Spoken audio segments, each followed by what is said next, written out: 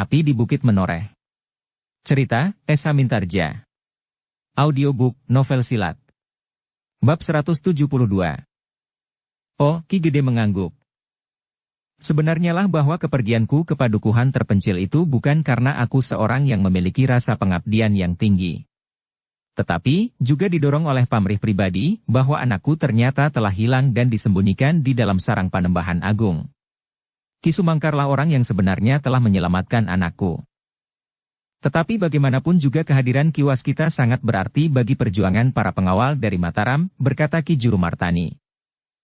Sebaliknya, tanpa para pengawal dari Mataram dan Menoreh, aku tentu sudah kehilangan satu-satunya anakku. Dengan demikian maka hidupku akan tidak berarti lagi. Istriku pun akan menjadi sangat sedih. Jika demikian, maka apabila dendam telah menyala di dalam hatiku yang lemah, aku tidak tahu apakah aku dapat bertahan lagi untuk tetap hidup menyelusuri jalan Tuhan. Jika iblis berkuasa di dalam hati, maka aku tentu akan menjadi manusia yang lebih jahat lagi dari Panembahan Agung, karena sebenarnya lah bahwa perjalanan hidupku bukanlah perjalanan hidup yang lurus. Tetapi agaknya Tuhan masih memelihara kita semua untuk tetap berada di jalannya, sahut Ki Jurumartani. Itulah agaknya maka kita masih harus selalu mengucapkan terima kasih atas kebesarannya. Ki Waskita menarik nafas dalam-dalam. Sekarang, berkata Ki Gede Pemanahan, adalah kesempatan yang baik sekali bagiku untuk mengucapkan terima kasih kepada semuanya. Semuanya yang telah memungkinkan Mataram dapat berdiri tegak sampai saat ini. Mudah-mudahan semuanya untuk selanjutnya akan tetap bersedia membantu Sutawijaya untuk mengembangkan Mataram. Ki Waskita menarik nafas dalam-dalam. Sejenak ia merenungi wajah Ki Gede Pemanahan. Wajah yang pucat meskipun masih selalu tersenyum. Dalam pada itu Kiai Gringsing sempat memperhatikan wajah Ki Waskita yang diusap oleh cahaya lampu minyak yang kemerah-merahan. Di luar cahaya pagi mulai meraba dinding. Namun sisa-sisa keburaman malam masih bertebaran di halaman. Kiai Gringsing menahan nafasnya ketika dilihatnya wajah Ki Waskita menegang sejenak. Namun agaknya Ki Waskita itu pun segera berusaha menghilangkan kesan itu dari wajahnya. Tetapi yang sekejap itu telah tertangkap oleh Kiai Gringsing. Ia sudah mencemaskan keadaan Ki Gede Pemanahan menurut penilikan ilmu pengobatannya. Sedang agaknya Ki Waskita pun melihat isyarat yang hitam pada kesehatan Ki Gede Pemanahan. Namun demikian Kiai Gringsing masih tetap berdiam diri dan seakan-akan tidak melihat apapun juga di dalam bilik itu. Bahkan Kiai Gringsing pun kemudian berkata, Ki Gede, sebenarnya kedatangan kami sepagi ini adalah karena kami mendengar bahwa Ki Gede memerlukan sesuatu untuk membantu pernafasan Ki Gede yang agak berat. Oh, Ki Gede masih juga tersenyum. Aku tidak apa-apa. Siapakah yang mengatakan? Aku, Ayahanda, sahut Raden Sutawijaya. Aku melihat pernafasan Ayahanda yang agak lain. Ki Gede memandang anaknya sejenak. Lalu katanya, kau terlalu mencemaskan keadaanku Sutawijaya. Aku tidak apa-apa. Sutawijaya tidak menjawab. Di manakah kedua murid Kiai Gringsing, berkata Ki Gede. Di luar, Ayahanda. Kenapa mereka tidak kau bawa masuk? Ruangan ini terlampau sempit. Ki Gede masih saja tersenyum. Katanya, jika demikian, kawanilah mereka di luar. Raden Sutawijaya termangu-mangu sejenak. Namun kemudian ia pun segera beringsut. Katanya, baiklah, Ayah. Aku akan berada di luar. Sutawijaya pun kemudian meninggalkan bilik ayahandanya. Di pintu ia masih terhenti sejenak. Namun kemudian ia melanjutkan langkahnya. Rasa-rasanya memang ada sesuatu yang memberatinya. Tetapi Sutawijaya tidak dapat menolak perintah ayahandanya. Di luar, Agung Sedayu dan Swandaru duduk termenung di sebuah amben kayu yang diberi alas sebuah tikar pandan yang tebal. Ketika mereka melihat Raden Sutawijaya menghampirinya, maka hampir berbareng keduanya bertanya. Bagaimana dengan Ki Gede Pemanahan? Raden Sutawijaya duduk di sebelah mereka sambil menjawab. Nampaknya menjadi semakin baik. Aku tidak dapat membedakan keadaan ayah yang sebenarnya. Apakah keadaannya bertambah baik atau sebaliknya? Agung Sedayu dan Swandaru termangu-mangu sejenak. Ayahanda masih selalu tersenyum. Mudah-mudahan keadaannya berangsur baik. Apakah kata guru ketika ia masuk ke dalam bilik Ki Gede Pemanahan? Bertanya Agung Sedayu. Kiai Gringsing tidak mengatakan apa-apa. Kiai Gringsing hanya memperkenalkan Ayahanda dengan Ki Waskita. Ia sama sekali tidak menyentuh Ayahanda, apalagi memberikan obat apapun kepadanya. Kedua murid Kiai Gringsing itu mengerutkan keningnya. Tetapi mereka pun mengerti bahwa Ki Gede Pemanahan harus minum obat pada waktu-waktu tertentu. Tetapi kenapa Raden justru keluar dari bilik itu? Ayahanda memerintahkan aku keluar. Mungkin bilik itu terasa terlampau panas, karena ada beberapa orang di dalamnya. Agung Sedayu dan Suandaru mengangguk-angguk. Tetapi mereka tidak bertanya lebih banyak lagi.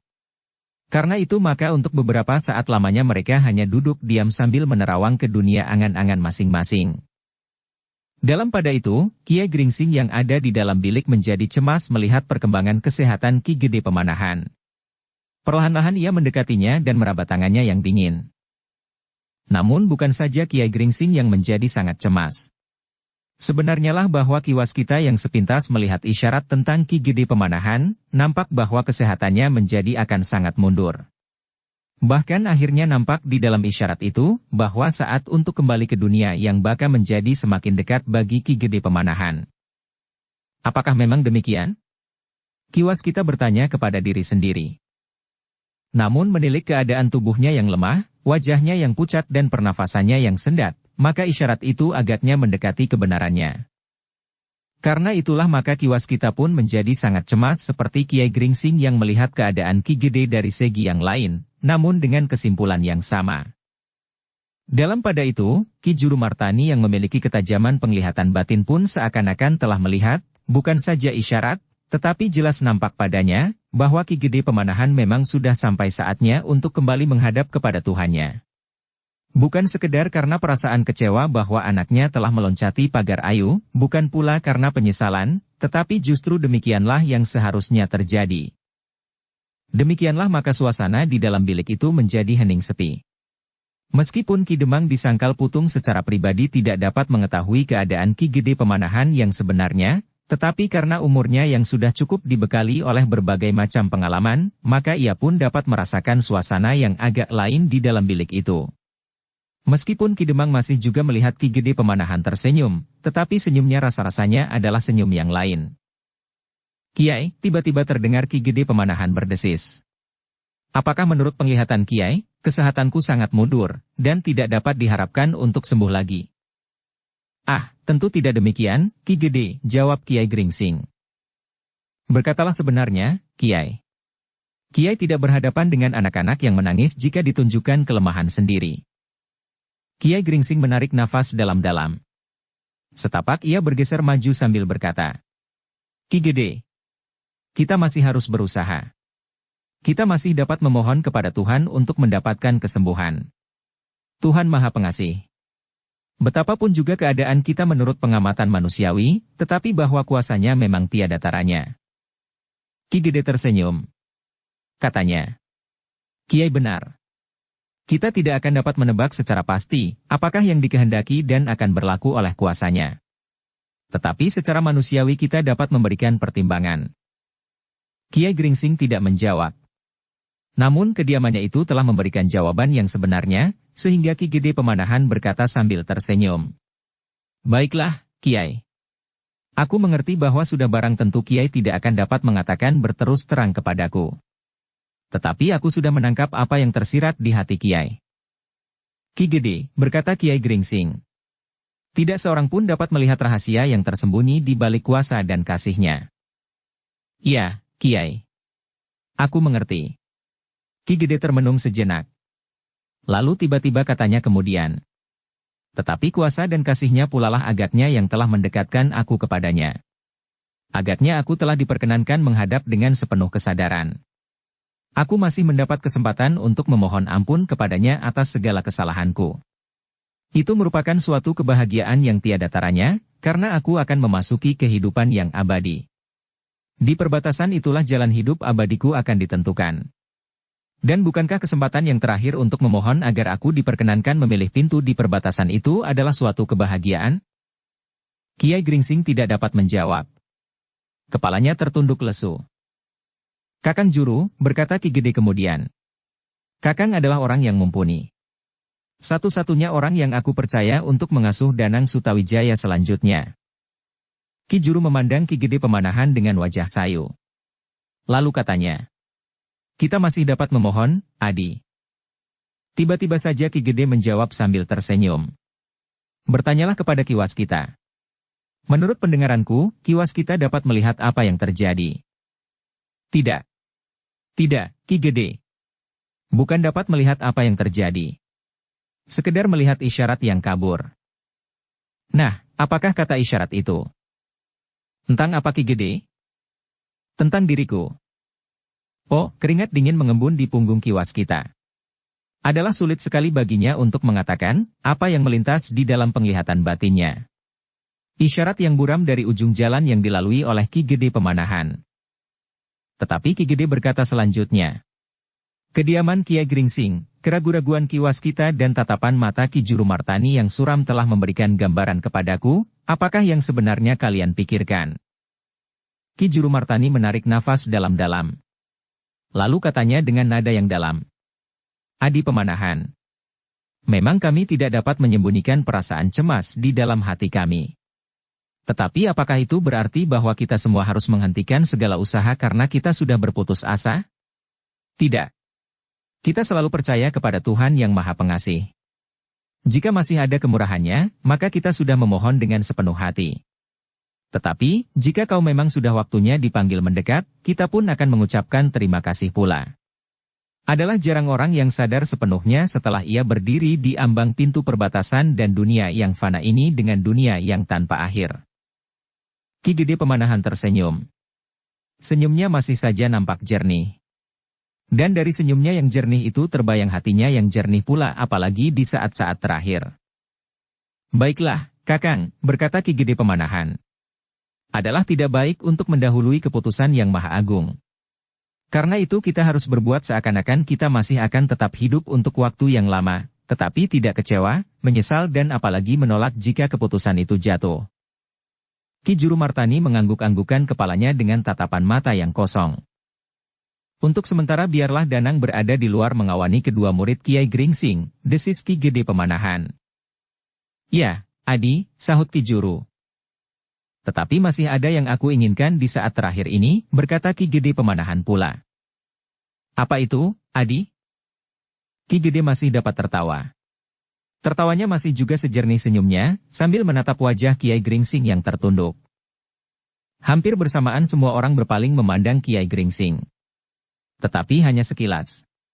Mereka yang sudah memiliki kemampuan menanggap keadaan itu, segera mengetahui bahwa sebelum saat terakhir tiba, Ki Gede Pemanahan masih dibebani oleh suatu keinginan untuk mengetahui siapakah sebenarnya Kiai Gringsing itu.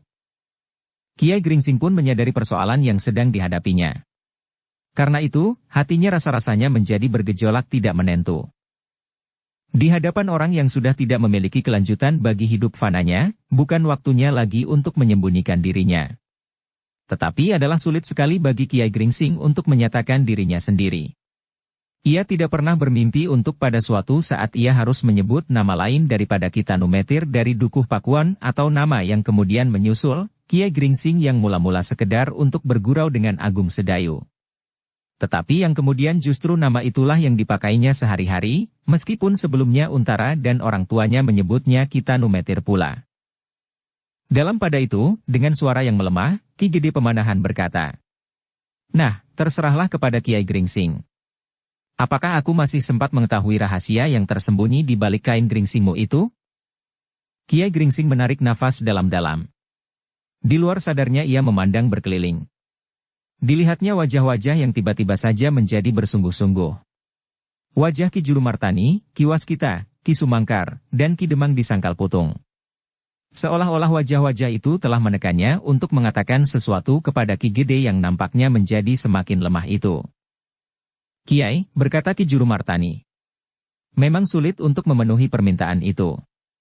Tetapi itu adalah permintaan Ki Gede yang sedang sakit. Dan barangkali itu adalah permintaanku yang terakhir. Adalah lamban sekali rasanya perjalanan ini jika aku tidak mengenal yang satu ini.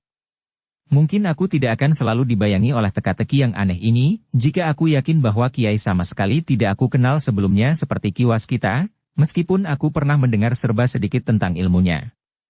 Tetapi rasa-rasanya bagiku, Ki Waskita yang juga bernama Jakararas adalah Ki Waskita yang sekarang aku kenal. Tidak ada sesuatu yang terasa sendat di perasaan. Kiai Gringsing memandang Ki Waskita sejenak. Tetapi sebelum ia mengatakan sesuatu, Ki Waskita sudah mendahului. Aku sudah mengatakan Kiai, bahwa aku adalah Jakararas, saudara seperguruan orang yang menyebut dirinya Panembahan Agung itu. Dan namaku yang sebenarnya memang Waskita, tidak lebih dan tidak kurang. Aku datang dari daerah tidak dikenal dan aku pun kemudian tinggal di daerah yang tidak dikenal. Kiai Gringsing mengerutkan keningnya. Lalu katanya di dalam suasana yang menegang itu. Ah! Ki Waskita dengan tergesa-gesa menyelamatkan dirinya, seolah-olah aku ingin mendapatkan kawan untuk bersembunyi. Ki Gede Pemanahan masih dapat tertawa pula. Katanya dengan lemah. Demikianlah, sehingga teka-teki yang aneh telah memaksa aku untuk bertanya tentang Kiai Gringsing. Seorang dukun yang berada di daerah terpencil di dekat Jati Anom, sahabat kisah dewa yang dikenal oleh setiap orang Pajang, kemudian melakukan pengembaraan tiada berbatas waktu. Perhatian Kiai terhadap Pajang, kemudian perkembangan Mataram memang sangat menarik. Bukan sekedar kebetulan saja. Bahkan kadang-kadang Kiai telah berbicara tentang masa kebesaran Demak dan saat-saat Pajang berhenti sejak Sultan Hadiwijaya merasa dirinya sudah sampai kepada puncak pencapaiannya. Saat Sultan Hadiwijaya mulai berpaling dari perjuangan yang pernah dilakukan pada masa mudanya. Kiai Gringsing memandang Ki Gede Pemanahan sejenak. Kemudian beralih kepada Ki Juru Martani. Kiai mempunyai syarat, bertanya Ki Juru Martani. Kiai Gringsing menggeleng. Tetapi katanya kemudian. Sebenarnya aku ingin menganjurkan agar Ki Gede beristirahat sebanyak-banyaknya. Dengan demikian badannya akan menjadi segar dan akan sangat berpengaruh bagi kesehatannya. Ya Kiai, sahut Ki Gede Pemanahan. Aku memang akan beristirahat sebaik-baiknya. Bukan hanya untuk waktu yang pendek. Bahkan tidak hanya sehari 2 hari. Tetapi aku memang sudah mendekati tempat peristirahatanku yang abadi. Ah, desah Kiai Gringsing. Adakah orang yang dapat lari dari kenyataan itu? Bertanya Ki Gede Pemanahan. Mungkin sehari ini aku masih akan tetap dapat tersenyum. Tetapi aku tidak tahu apa yang akan terjadi malam nanti. Aku juga tidak tahu apakah besok aku masih sempat melihat matahari itu terbit dan melemparkan sinarnya menembus lubang-lubang dinding. Tentu, Ki Gede. Kiai, apakah Kiai merasa bahwa kemampuanmu dengan obat-obat akan dapat menerobos takdir yang pasti berlangsung? Tidak seorang pun yang melihat takdir itu sebelum terjadi. Ki Waskita pun hanya melihat isyarat-isyarat, sahut Kiai Gringsing. Namun sebenarnya lah bahwa Tuhan Maha Kuasa. Jika yang terjadi itu harus terjadi, tidak seorang pun dapat merubahnya. Ki Gede tersenyum. Lalu. Nah, jika demikian apakah Kiai dapat memberikan bekal sehari ini, agar aku tidak tersendat di perjalanan ini? Dada Kiai Gringsing tergetar. Ki Gede Pemanahan ternyata memiliki firasat yang tajam tentang dirinya, dan sebagai orang yang mapan, ia sama sekali tidak menjadi gelisah. Tetapi justru orang lainlah yang menjadi gelisah. Orang-orang yang mengerti bahwa Ki Gede Pemanahan akan meninggalkan mereka untuk suatu perjalanan yang sangat panjang tanpa batas. Namun yang paling gelisah dari mereka yang sedang gelisah itu adalah Kiai Gringsing. Selain ia menyadari bahwa Ki Gede Pemanahan benar-benar akan meninggalkan mereka, hari ini atau malam nanti, juga karena ia tidak akan dapat menghindarkan diri lagi dari pertanyaan Ki Gede Pemanahan. Justru karena Ki Gede Pemanahan akan meninggalkan mereka itulah maka Kiai Gringsing tidak sampai hati untuk mengelakkan diri lagi. Bagaimana Kiai? Justru Ki Gede Pemanahan masih tetap tersenyum. Ki Gede. Kiai Gringsing menarik nafas dalam-dalam. Apakah dasar dan titik tolak yang dapat aku pergunakan untuk membuat suatu cerita yang menarik tentang diriku sendiri? Tentu banyak sekali, berkata Ki Gede Pemanahan. Sikap dan cara hidup Kiai yang lain dari orang lain. Juga kelebihan Kiai mempergunakan cambuk atau bertanyalah kepada Ki Juru. Kiai Gringsing memandang Ki Juru Martani. Sebelum ia bertanya sesuatu Ki Jurulah yang mendahului. Sebaiknya Kiai bercerita tentang guratan di pergelangan tangan Kiai. Kiai Gringsing mengangguk-angguk. Katanya, baiklah. Barangkali cerita ini sangat menjemukan. Tetapi apa boleh buat? Aku akan menceritakan kenapa tanganku terdapat sebuah guratan hitam. Berceritalah, Kiai, berkata Ki Gede. Rasa-rasanya aku akan mendengarkannya seperti anak-anak yang mendengar kidung menjelang tidur. Aku pun ingin mendengarkan kidung yang merdu itu sebelum aku tidur nyenyak dan tidak terbangunkan lagi. Ah, desis Kiai Gringsing. Jangan membuat hatiku kuncup. Dengan demikian aku akan kehilangan baris demi baris dari kidungku ini. Baiklah. Mulailah. Kiai Gringsing menarik nafas dalam-dalam. Ditatapnya setiap wajah sejenak. Rasa-rasanya semua orang menjadi tegang, termasuk Ki Gede Pemanahan sendiri. Seperti anak-anak muda yang lain pada waktu itu. Kiai Gringsing mulai dengan ceritanya. Kami senang sekali membuat lukisan pada badan kami. Beberapa orang di antara anak-anak muda ada yang membuat lukisan yang mengerikan di lengannya, di bahunya bahkan di punggungnya. Mereka mencocok tubuh mereka dengan duri ikan yang sudah mereka keringkan dan membuat gambar tengkorak, gambar ular naga, dan gambar-gambar yang lain. Ki Juru tertawa. Katanya memotong. Kiai mulai lagi dengan cerita tentang pembuatan gambar itu, bukan makna dari lukisan yang ada di tangan Kiai. Oh, Kiai Gringsing mengerutkan keningnya. Aku memang akan sampai ke sana. Bahkan aku pun telah membuat lukisan di pergelangan tanganku dengan arti yang khusus.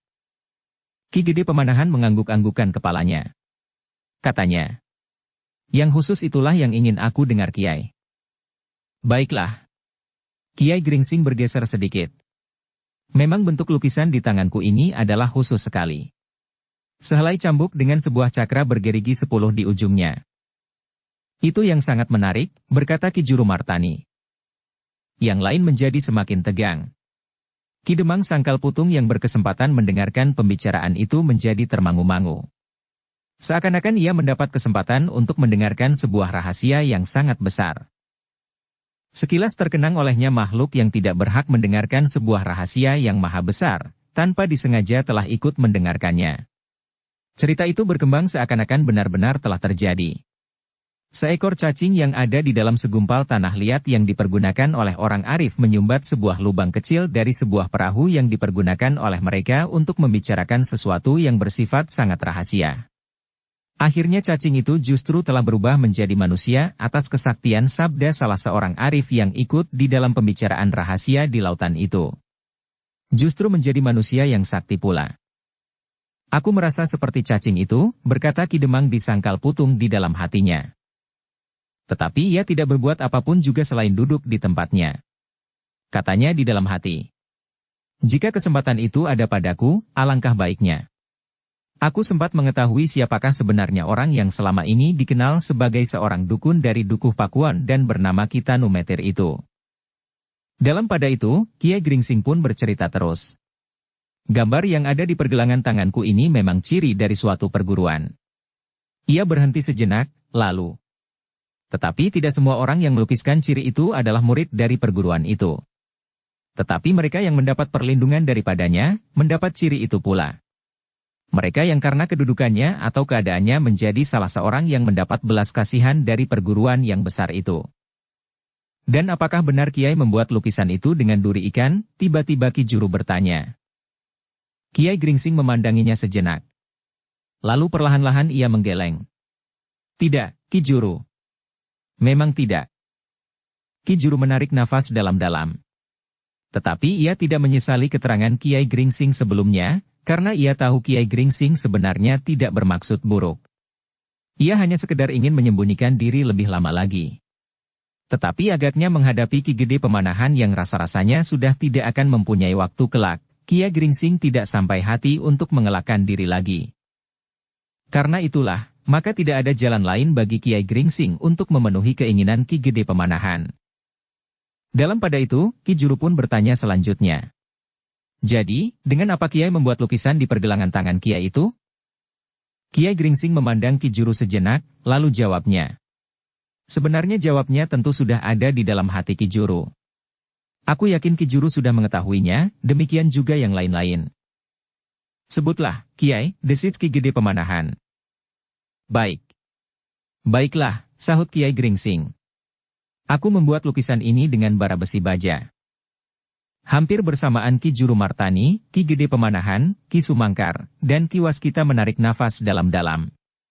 Seakan-akan mereka mendengar sesuatu yang telah lama menyesak di dalam hati mereka. Jawaban Kiai Gringsing itu telah membenarkan dugaan yang tersimpan di dalam dada masing-masing. Hanya Ki Demang Sangkal Putung sajalah yang agak terkejut mendengar hal itu. Sebagai orang tua ia pun berusaha menempatkan dirinya, sehingga ia masih tetap menahan berbagai macam pertanyaan di dalam dirinya. Kiai Gringsing memandang orang-orang yang ada di sekitarnya. Hampir di luar sadarnya ia bertanya. Apakah kalian telah menduga bahwa demikianlah jawabanku? Iya, jawab Ki Waskita. Sejak semula aku menduga bahwa lukisan yang ada di dalam tubuh Kiai jika ada, tentu dibuat dari bara besi baja. Besi baja yang merah oleh api dilekatkan pada tubuh Kiai dan akan meninggalkan bekas luka bakar yang sepanjang hidup tidak akan lenyap. Dan lukisan di pergelangan tangan Kiai itu tentu merupakan bentuk tertentu. Aku sudah melihatnya, sahut Ki Juru. Oh, Ki Waskita mengangguk-angguk. Tetapi teruskanlah Kiai. Seandainya Ki Argapati ada di antara kita, ia tentu akan mengangguk-angguk pula bersama kita semuanya. Ki Argapati pernah melihat lukisan di pergelangan tanganku. Benar begitu? Ki Waskita heran. Tentu jawab Kiai atas pertanyaan Ki Argapati itu sama dengan jawaban Kiai kepadaku pada saat aku melihat lukisan di pergelangan itu, sahut Ki Juru Martani. Kiai Gringsing tersenyum. Kepalanya terangguk kecil sambil menjawab. Ya, begitulah. Aku mengatakan bahwa aku telah membuat lukisan itu tanpa maksud apa-apa.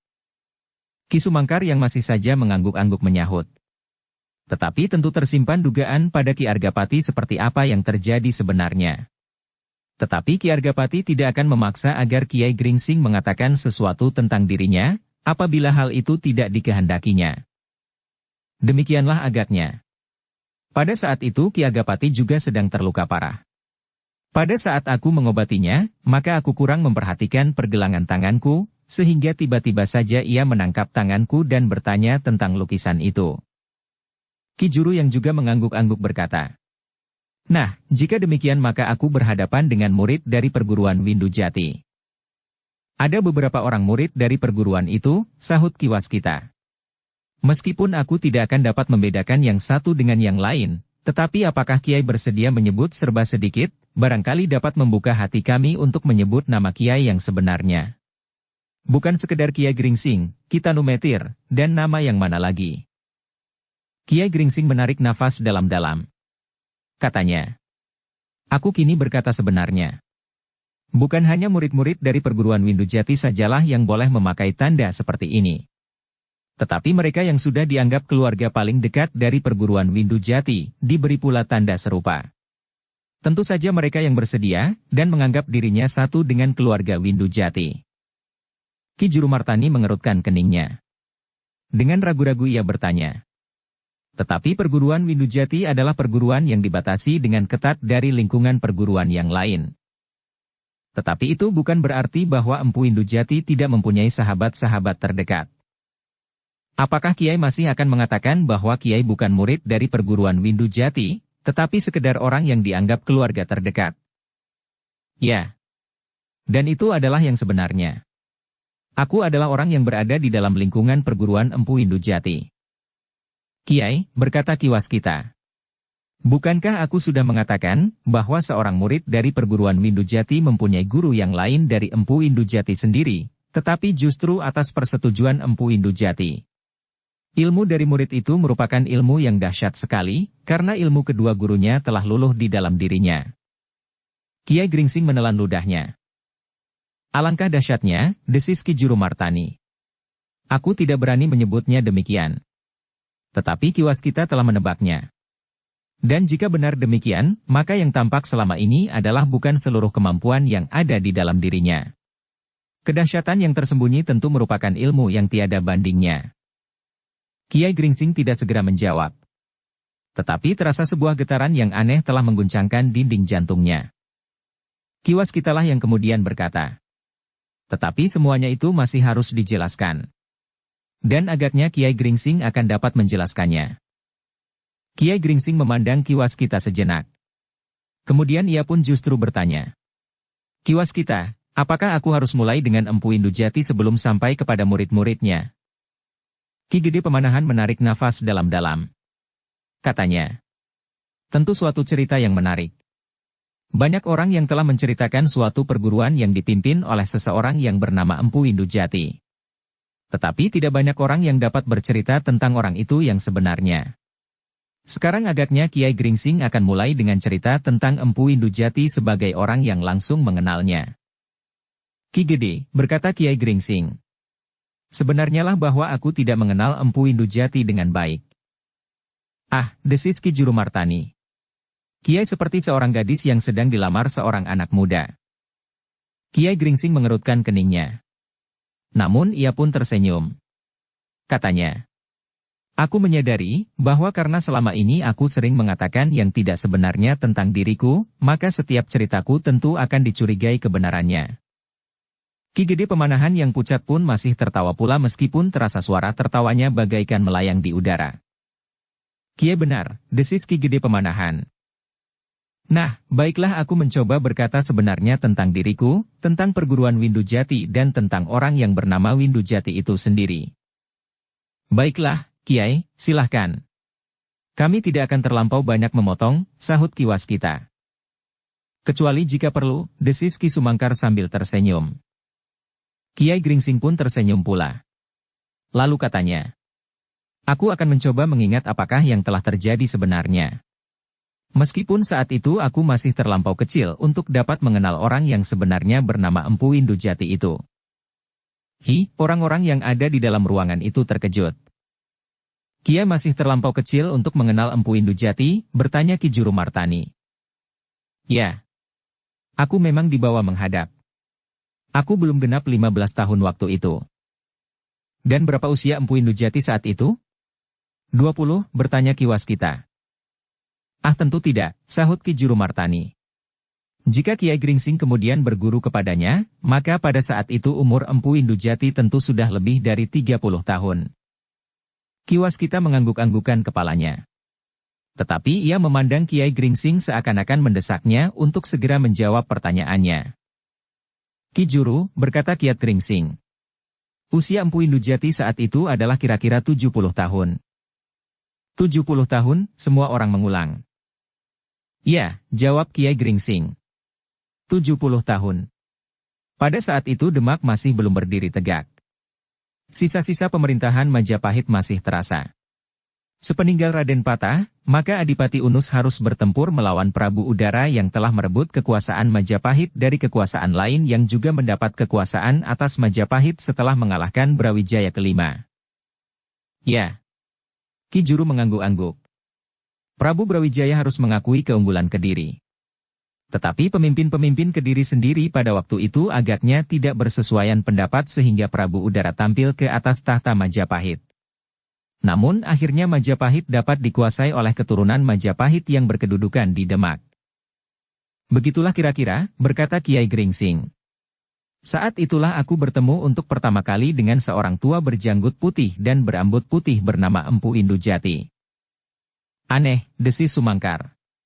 Menurut dugaanku, Empu Indujati belum setua itu. Jika demikian, siapakah sebenarnya Empu Indujati yang kita kenal pada saat permulaan Pajang berkuasa? Apakah juga Empu Indujati yang sudah menjadi semakin tua itu? Tentu tidak mungkin. Empu Indujati saat itu masih menjelajahi daerah utara dari ujung sampai ke ujung. Bahkan bukan saja daerah utara, tetapi kadang-kadang orang-orang menjumpainya pula di daerah Pajang. Di kota Pajang itu sendiri, berkata Ki Waskita. Kita sekarang memang sudah cukup tua, berkata Kiai Gringsing. Tetapi masih terlampau muda untuk mengetahui siapakah Empu Indujati yang sebenarnya. Tetapi dalam suatu kesempatan aku dapat melihat ciri perguruan Windujati itu pada sebuah rontal. Dan rontal itu ternyata ditulis menurut nama yang tercantum di dalam rontal yang terbentuk surat itu oleh seseorang bernama Wirawardana. Seorang putra dari Majapahit yang kecewa melihat perebutan kekuasaan yang selalu terjadi. Kemudian mengasingkan diri dan menyebut dirinya dengan nama yang lain. Apakah Empu Indujati itu juga Pangeran Wirawardana itu? Bertanya Ki Juru Martani. Kiai Gringsing merenung sejenak. Tetapi kali ini nampak bahwa wajahnya menjadi bersungguh-sungguh. Karena itu, maka orang-orang yang ada di sekitarnya menganggapnya bahwa Kiai Gringsing memang tidak sedang bergurau seperti biasanya. Sesaat kemudian Kiai Gringsing itu pun berkata, "Memang sulit untuk mengatakan siapakah sebenarnya Empu Indujati. Tetapi demikianlah agaknya. Surat itu ditulis oleh Empu Indujati bagi murid-murid yang pada suatu saat akan ditinggalkannya." Ki Jurumartani mengangguk-angguk. Kiwas kita yang tertarik sekali kepada cerita itu bergeser mendekat sambil bertanya. "Jadi ketika Kiai berguru kepada Empu Indujati, Empu itu sudah berusia 70 tahun? "Aku bukan murid perguruan Windujati seutuhnya," berkata Kiai Gringsing. "Aku menjadi bingung," desis Ki Sumangkar. "Empu Indujati sudah terlampau tua untuk langsung memberikan tuntunan olah kanuragan. Memang dalam kesempatan-kesempatan tertentu Empu Indujati turun sendiri ke sanggar. Melatih murid-muridnya yang hanya ada 2 orang. Tetapi aku adalah seorang penonton waktu itu." Ki Gede Pemanahan yang berbaring dengan lemahnya itu menarik nafas dalam-dalam. Katanya, "Baiklah. Teruskan cerita itu, Kiai. Aku kira Kiai memang bukan murid langsung Empu Indujati. Tetapi Kiai adalah murid dari perguruan itu. Ketika aku menjadi semakin besar, Empu Indujati pun menjadi semakin tua. Tetapi kedua muridnya itu pun menjadi semakin sempurna." Namun dalam pada itu Ki Sumangkar memotong. "Aku tetap tidak dapat mengerti bahwa saat mulainya kekuasaan Demak, Empu Indujati sudah berusia 70 tahun. Rasa-rasanya tidak sesuai dengan nalar." "Ki Sumangkar, waktu itu aku hanya mengira-ira. Tetapi mungkin usianya justru lebih tua. Sebagai seorang yang memiliki kelebihan di dalam olah kanuragan, tentu dalam usia yang tua itu nampaknya wujud jasmaniahnya masih lebih muda dari usia yang sebenarnya." Ki Sumangkar mengerutkan keningnya. Tetapi ia tidak menyahut lagi. "Bagaimana dengan kedua murid itu, Kiai?" bertanya Ki Gede Pemanahan perlahan-lahan. Pada saatnya keduanya pun kemudian berpencar. Keduanya membawa pesan guru mereka untuk melakukan pengabdian kepada sesama. Dan keduanya pun telah melakukannya. Kiai Gringsing berhenti sejenak, lalu. Tetapi keduanya adalah manusia biasa yang tidak luput dari dosa dan kesalahan lahiriah dan tingkah laku. Tetapi kapankah cerita ini sampai kepada cerita tentang Kiai Gringsing atau yang juga disebut Kitanumetir dari Dukuh Pakuan, bertanya Ki Gede Pemanahan. Kiai Gringsing menarik nafas dalam-dalam. Katanya, "Aku akan bercerita panjang. Apakah cerita ini menjemukan?" "Tetapi jangan sampai malam nanti Kiai," desis Ki Gede Pemanahan. "Aku ingin mendengar akhir dari cerita tentang Kiai Gringsing dan tentang perguruan Windujati. Jika cerita Kiai berkepanjangan, aku cemas bahwa aku tidak akan dapat mendengar akhir dari cerita itu." "Ah, jangan begitu, Ki Gede. Aku bukan mendahului kehendak Yang Maha Kuasa. Tetapi rasa-rasanya, Yang Maha Kuasa sudah memberitahukannya kepadaku." Kiai Gringsing memandang wajah yang pucat itu. Lalu katanya, "Baiklah, Ki Gede, barangkali aku dapat mengatakannya bahwa cerita ini akan aku persingkat." "Kiai," berkata Ki Gede Pemanahan, "aku tidak berkeberatan mendengarkan seluruh cerita tentang Empu Indujati yang memang sangat menarik justru karena orang yang bernama Empu Indujati dan yang kemudian menurut dugaan Kiai adalah pangeran dari Majapahit terakhir yang bernama Wirawardana itu. Tetapi bagiku, yang lebih menarik adalah cerita tentang Kiai sendiri. Ternyata cerita yang sudah Kiai ungkapkan itu belum nampak hubungan langsung dengan Kiai Gringsing sendiri." Kiai Gringsing memandang wajah yang pucat itu. Sambil menarik nafas ia berkata, "Baiklah, Ki Gede." Tetapi, kata-kata Kiai Gringsing terputus. "Kiai masih berkeberatan?" "Tidak. Tidak, Ki Gede. Aku sudah bertekad untuk menyatakan diri di hadapan Ki Gede sekarang ini. Tetapi aku minta dengan sangat, bahwa tidak seorang pun dari antara kita sekarang ini yang mengatakan kepada siapapun juga tentang diriku, tentang asal-usulku dan tentang perguruanku." "Aku tidak akan sempat mengatakan kepada siapapun juga, Kiai," sahut Ki Gede Pemanahan. "Jika nanti Sutawijaya, Ki Lurah Beranjangan, dan pemimpin-pemimpin Mataram yang lain mendekatiku pada saat-saat yang gawat, aku tidak akan mengatakannya."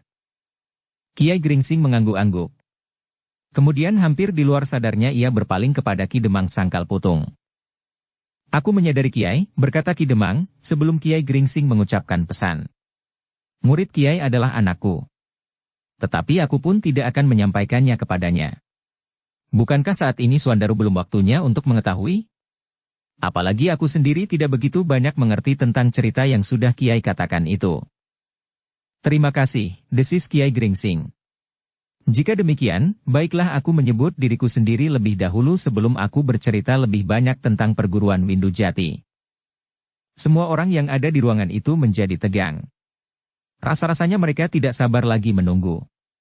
Mereka ingin lekas mengetahui hubungan apakah yang ada di antara Kiai Gringsing yang membuat lukisan di tangannya dengan memahatkan ciri khusus dari perguruan Windu Jati dengan perguruan itu sendiri. Ki Gede, suara Kiai Gringsing merendah. Sebenarnya lah bahwa ada hubungan langsung antara aku dan Empu Windu Jati. Bukan hubungan antara guru dan murid, tetapi hubungan keluarga dalam garis lurus. Semua orang menjadi semakin tegang. Aku adalah cucu Empu Windu Jati. Oh, Ki Gede Pemanahan menahan nafas sejenak. Kemudian terasa nafasnya yang panjang mengalir lewat lubang hidungnya. Rasa-rasanya nafasnya yang sesak tiba-tiba menjadi lancar dan mengalir dengan wajar. Pengakuan itu benar-benar telah menggetarkan setiap hati. Ki Juru Martani, yang duduk sambil menyilangkan tangan di dadanya, seakan-akan dia mematung. Sedang Ki Waskita mengangguk-angguk perlahan. Meskipun ada dugaan yang mendekati pengakuan itu, berkata Ki Sumangkar. Tetapi kami tentu tidak mengira bahwa Kiai adalah keturunan langsung dari Empu Windu Jati yang tentu tidak lagi diragukan bahwa Empu Windu Jati adalah Pangeran Wirawardana. Dan itulah agaknya Kiai berada dalam peranan yang hidup pada saat-saat Pajang masih diganggu oleh sisa-sisa pasukan Arya Penangsang. Kiai Gringsing sendiri kemudian menundukkan kepalanya. Ia sama sekali tidak berniat sebelumnya untuk mengatakan kepada siapapun tentang dirinya. Tetapi di saat Ki Gede Pemanahan menghadapi saat akhir, ia tidak sampai hati menolaknya. Meskipun dengan demikian beberapa orang mendengar pengakuannya, tetapi yang beberapa orang itu dapat dipercayanya untuk tidak menambah jumlah orang-orang yang akan dapat mengenal dirinya. Itulah kenyataan tentang diriku, berkata Kiai Gringsing. Karena itulah maka aku dapat mempergunakan ciri khusus dari perguruan Windu Jati. Ternyata Kiai lebih dari seorang murid dari perguruan Windu Jati. Sebagai seorang cucu dari Empu Windu Jati, maka Kiai tentu mewarisi kedahsyatan segala macam ilmunya. Ilmu yang sekarang hampir tidak lagi dapat dikenal. Itulah agaknya yang pernah aku lihat. Meskipun orang yang menyebut dirinya bernama Panembahan Alit itu mempunyai ilmu yang sangat dahsyat, ilmu kebal, tetapi ia tidak mampu menahan ilmu perguruan Windu Jati yang dilontarkan bukan saja oleh murid-muridnya, tetapi oleh cucu Empu Windu Jati itu sendiri, desis Ki Waskita. Kiai Gringsing menarik nafas dalam-dalam. Dan itulah agaknya maka ilmuku dan ilmu Panembahan Agung yang dibanggakan itu sama sekali tidak berhasil mengelabuinya. Ki Waskita melanjutkan seolah-olah berbicara kepada diri sendiri. Bagi Kiai Gringsing, maka ilmu semacam itu agaknya tidak ada artinya sama sekali.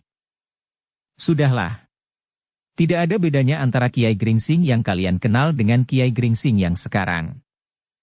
Kiai, berkata Ki Gede Pemanahan. Apakah pilihan atas jalan kehidupan Kiai terpengaruh oleh jalan hidup Empu Windu Jati yang mengasingkan diri dari lingkungannya?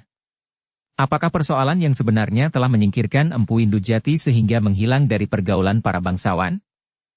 Ki Gede, berkata Kiai Gringsing.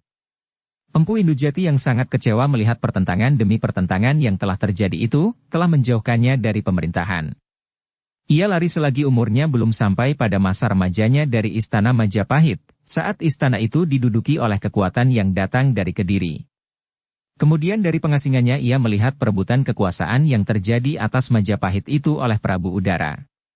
Kecuali kekuatan itu, Demak telah bangkit pula dan yang akhirnya berhasil merebut kembali kekuasaan Majapahit meskipun kemudian dipindahkannya ke Demak. Tetapi itu belum merupakan suatu kenyataan dari sebuah perdamaian. Dan kekecewaan itu telah diwariskan pula kepada Kiai Gringsing sehingga Kiai pun tidak lagi bangkit seorang cucu dari Pangeran Wirawardana. Jika Kiai bersedia menyebut diri cucunda Pangeran Wirawardana, maka Sultan di Pajang akan menerima kehadiran Kiai di istana dengan senang hati. Seperti yang Kiai lihat sekarang. Pajang tidak ada lagi sesepuh yang dapat diandalkan di antara banyak persoalan. Apalagi yang memang sebenarnya hak disebut sesepuh, berkata Ki Juru Martani. Tidak, Ki Juru. Di Pajang sekarang ada seorang sesepuh yang karena kebijaksanaannya memungkinkan Pajang masih tetap tenang. Bukankah saat ini Ki Juru Martani diakui baik oleh Pajang maupun oleh Mataram sebagai satu-satunya orang yang bijaksana? Kanjeng Sultan di Pajang lebih banyak mendengarkan pendapat Ki Juru daripada Patih, atau para adipati yang lain. Tetapi aku tidak lebih dari seorang padesan. Seorang yang datang dari padukuhan Sada. Dan setiap orang Sada mengenal aku sejak kanak-kanak, bahwa aku memang anak dari Sada. Tidak seperti kehadiran Kiai Gringsing atau Ki Tanumetir di Dukuh Pakuwon. Kiai Gringsing menarik nafas dalam-dalam. Dan dalam pada itu Ki Gede Pemanahan bertanya. Nah, seterusnya apakah Kiai masih sempat menceritakan perkembangan perguruan Windujati kepada kami? Kiai Gringsing memandang wajah Ki Gede yang pucat. Kemudian katanya. Cerita itu mungkin akan menjemukan. Tetapi jika dikehendaki, maka aku tidak akan berkeberatan untuk menceritakannya menurut ingatanku. Ceritakanlah, Kiai. Mungkin dapat sekedar melupakan kegelisahanku di saat terakhir. Kiai Gringsing menarik nafas dalam-dalam. Lalu. Baiklah. Menurut ingatanku, Empu Indujati memang masih sempat melihat Pajang tegak sepeninggal Arya Penangsang. Empu Indujati juga melihat tahta yang tidak terisi beberapa saat lamanya sepeninggal Sultan Trenggana. Dalam pada itu putra-putra dan menantu-menantu Demak saling bertengkar untuk memperebutkan tahta. Selain mereka, adalah kemenakannya, Arya Penangsang. Bahkan agaknya Arya Penangsanglah yang dengan tanpa pengekangan diri telah melakukan banyak pembunuhan di antara keluarga sendiri, sehingga akhirnya ia sendiri terbunuh oleh Raden Sutawijaya yang waktu itu masih terlampau muda, dengan petunjuk Ki Juru Martani. Kiai Gringsing berhenti sejenak, lalu. Tetapi Empu Indujati telah terlampau tua. Bahkan beberapa saat kemudian Empu Indujati meninggal setelah usianya melampaui 1 abad. Melampaui 1 abad, desis Ki Juru Martani. Ya. Dan di saat terakhir Empu Indujati masih selalu berjalan-jalan mengelilingi padepokan. Pada hari yang terakhir, Empu Indujati membawa aku melihat-lihat kebun padepokannya. Masih seperti di hari-hari yang lampau. Namun agaknya Empu Indujati tidak akan pernah melihat kebun itu lagi. Ketika kami berhenti di ujung jalan setapak di kebun itu, Empu Indujati nampak menjadi pucat. Katanya, bawalah aku ke dalam sanggar. Aku membantunya berjalan ke sanggar. Tetapi Empu Indujati menjadi semakin lemah. Di saat itulah Empu Indujati sampai pada saat terakhir dari hidupnya. Murid-muridnya tidak sempat dipanggilnya. Yang ada saat itu hanyalah aku saja. Tetapi aku adalah cucunya. Karena itu, maka aku pun berhak menerima warisan yang sangat berharga daripadanya. Rontal yang pernah aku lihat sebelumnya itulah yang diberikannya kepadaku. Rontal berisi kidung yang memberikan banyak petunjuk tentang jalan kehidupan ini. Dan barangkali ilmu dari perguruan Windujati? Kiai Gringsing merenung sejenak. Lalu. Tetapi yang ada hanyalah sekedar isyarat. Watak, sifat perbuatan, dan sikap. Uraian dari bentuk-bentuk yang terlukis di dalam rontal itu harus dicari sendiri. Dan Kiai mencarinya sendiri? Kiai Gringsing mengangguk-angguk lemah. Namun kemudian katanya.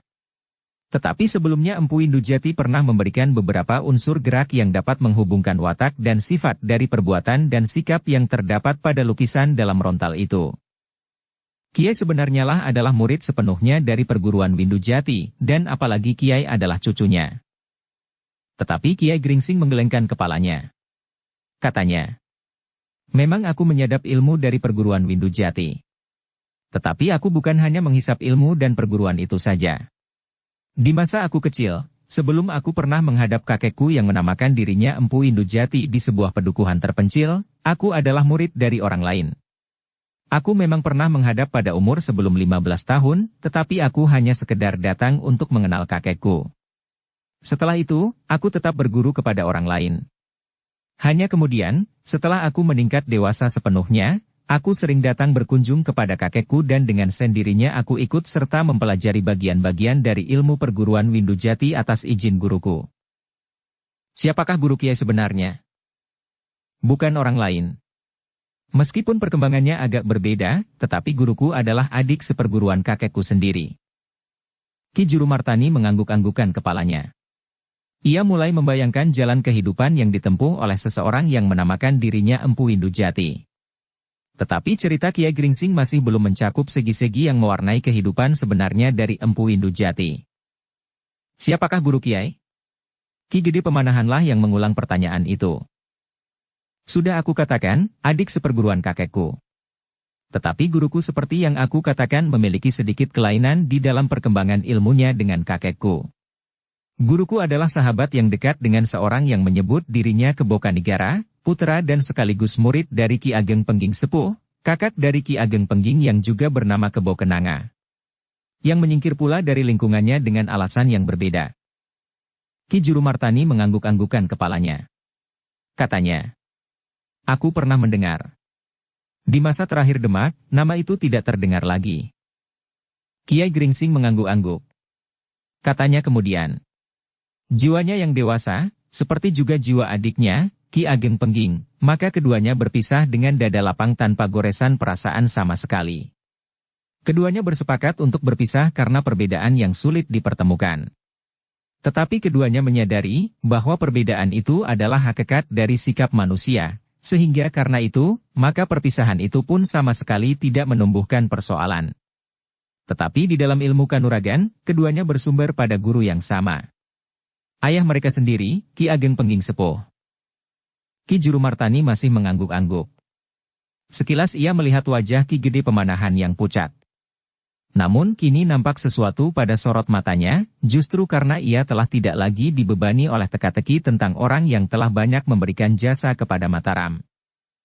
Ternyata orang yang selama ini seolah-olah melindungi Mataram itu adalah salah seorang yang langsung berada di bawah garis keturunan Majapahit, berkata Ki Gede Pemanahan di dalam hatinya. Dengan demikian, timbullah kepercayaan pada dirinya, bahwa Mataram akan mampu menegakkan dirinya sendiri.